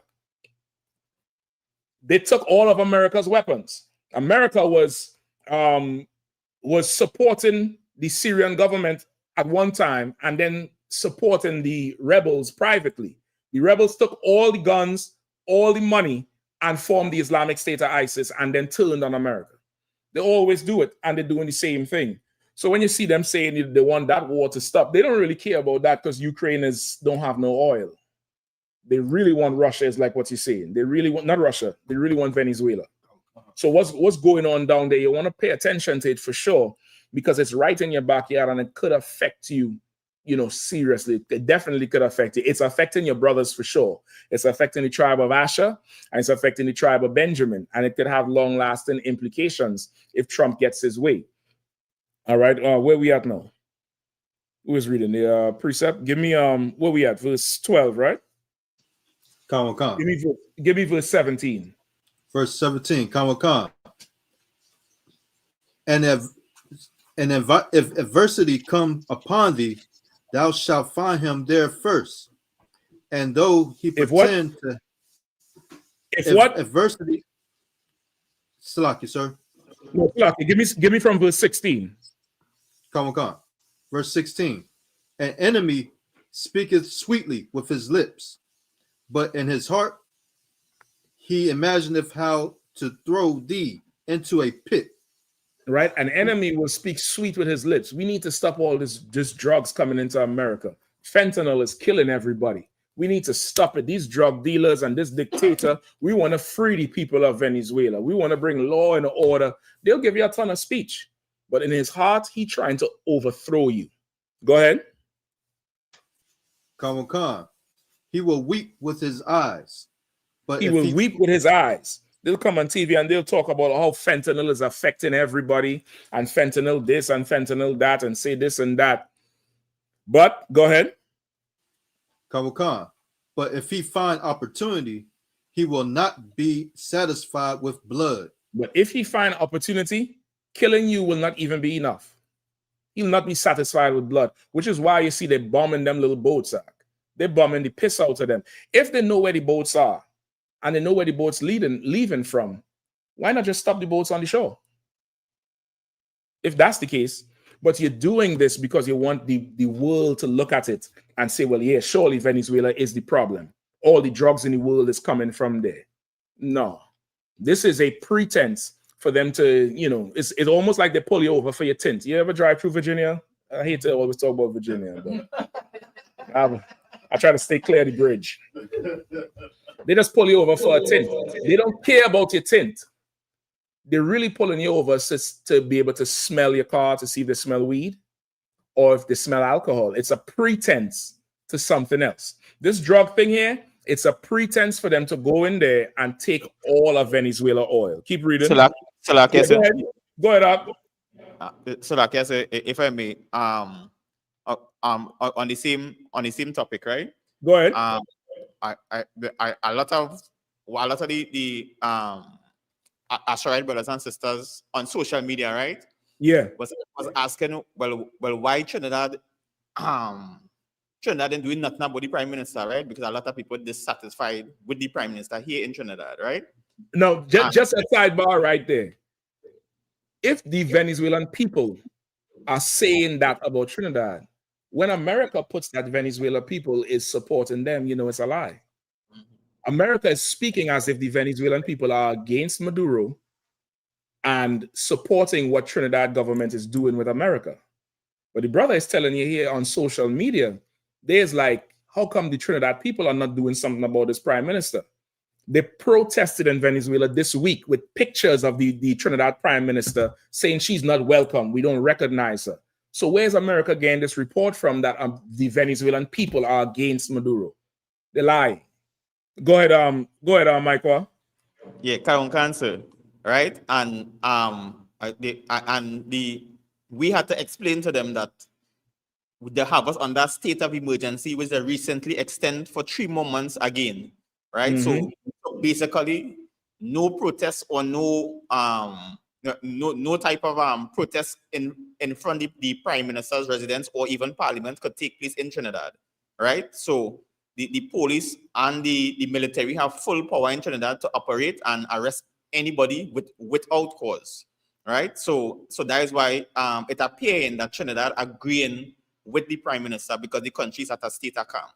Listen, that's a heavy link right there. I think, and Masquerac was telling me that today.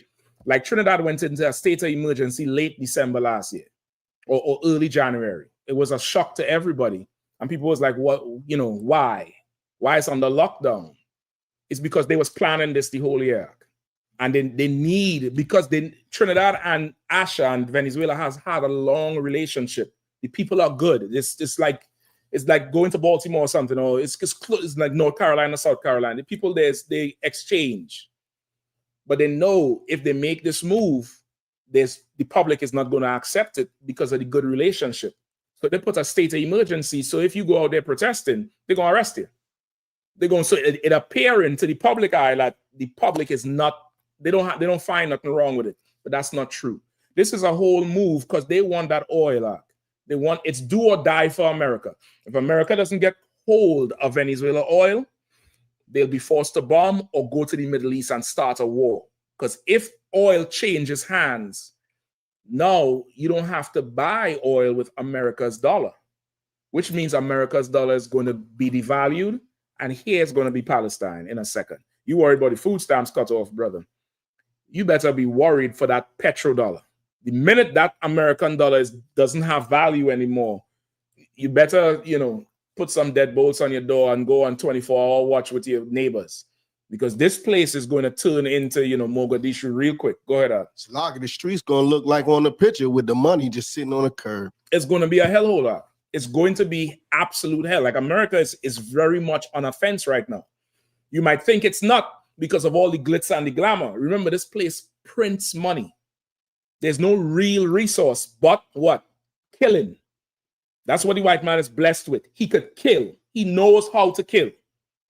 And like any beast, if he's hungry, he'll kill his own. He'll turn on his kids.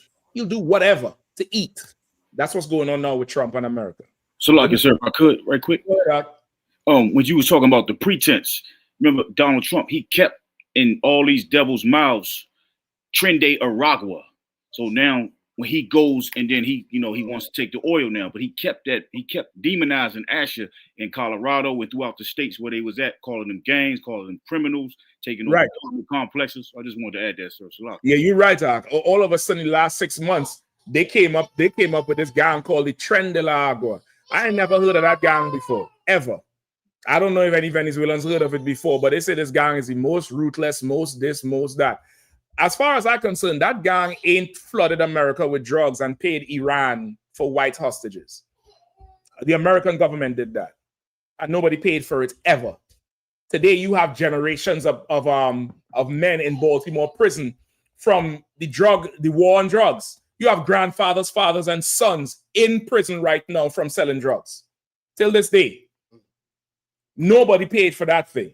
So to tell me now about you concerned about drugs, you're just an hungry beast trying to go to war, because this world is coming to an end. This world, Christ is on his way back. This place is coming to an end, Akim and Akwathian. This is not the time to play. I know it might seem like, okay, this is too confusing, it's too boring, it's too this. Try to pay attention. Come in class, get the breakdowns, ask the questions. This Bible prophesied it all. If I had more time, I would show it to you. It prophesied it all. War is coming.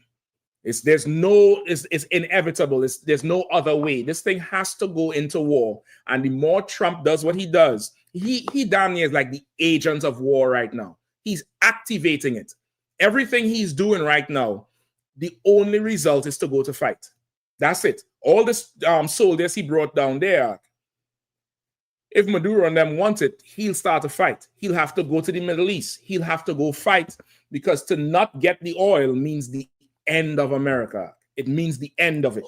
And now China has, listen, they said America has some protocol that if somebody fires a nuclear missile, America has a protocol where the president has to fire missiles back at that country before that missile hits America.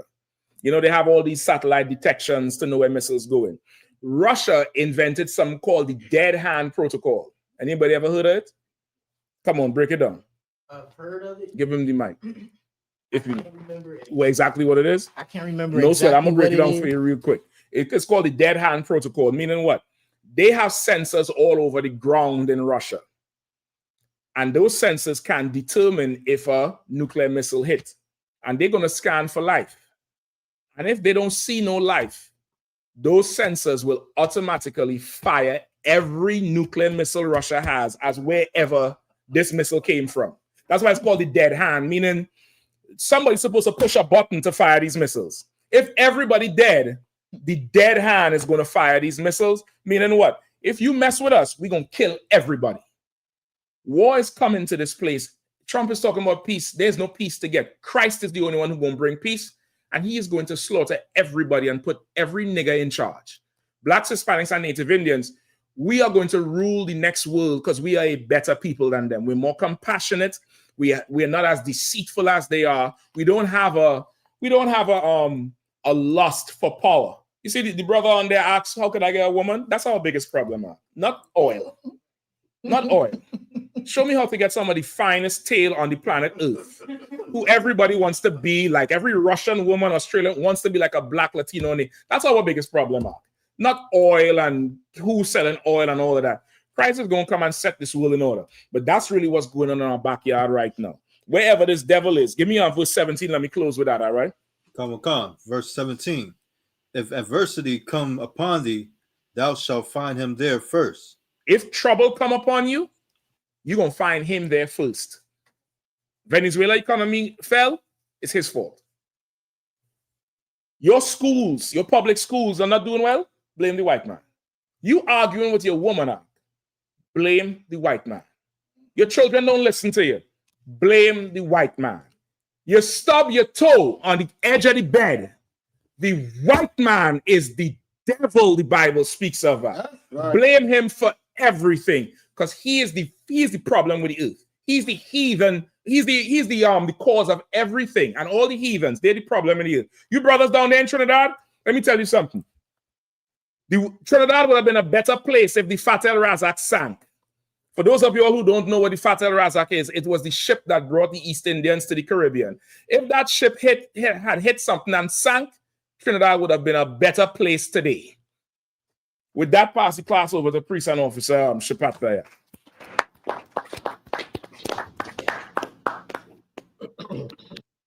I.S.U.P.K security announcements. We I.S.U.P.K out of 1 West, 125th Street, Harlem, New York, under Commander General Yahanna. Rules for new brothers and sisters. When a new brother or sister comes to the school, they are off limits for 6 months. They are to be saluted only. They are here to share themselves of the world. After 6 months, if a brother or sister has an interest in a particular person, he or she must get permission from the head to speak to a brother or sister. There's another 6 months in which the brother or sister will court each other. After this 6 month period, the brother or sister will get permission from the head to marry. Tithes, which is a commandment. You can find this in the book of Numbers, chapter 18, verse 21, in the book of Malachi, chapter 3, verse 8 through 10, means 10th in Hebrew, and it's pronounced the Ma'ashera. 10% of every penny of any increase the Lord gives you, give to the treasury department or teacher. Priest fund. Free will offering for priests, not mandatory, whatsoever amount you would like to give. Upcoming holy convocation. Feast of the dedication, Hanukkah. 25th day of the 9th month, by the space of 8 days. Sunday, the 14th of December, 2025, for 8 days.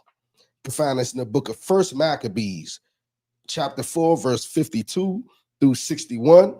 Also, we still, I believe it starts tomorrow, is that General Muhammad Scripture Breakdown class in Houston, Texas. The down south to Houston, Texas cookout, October the 31st through November the 3rd. You know what I'm saying? You still got a chance to get down there for the cookout. You know what I'm saying? Get them flights arranged and, you know, book your hotels. Also, we got the Lord's 57th annual Passover, also in Houston, Texas, coming up. That's the week of April the 1st, April the 2nd through April. Let's make it simple. Passover is April 4th.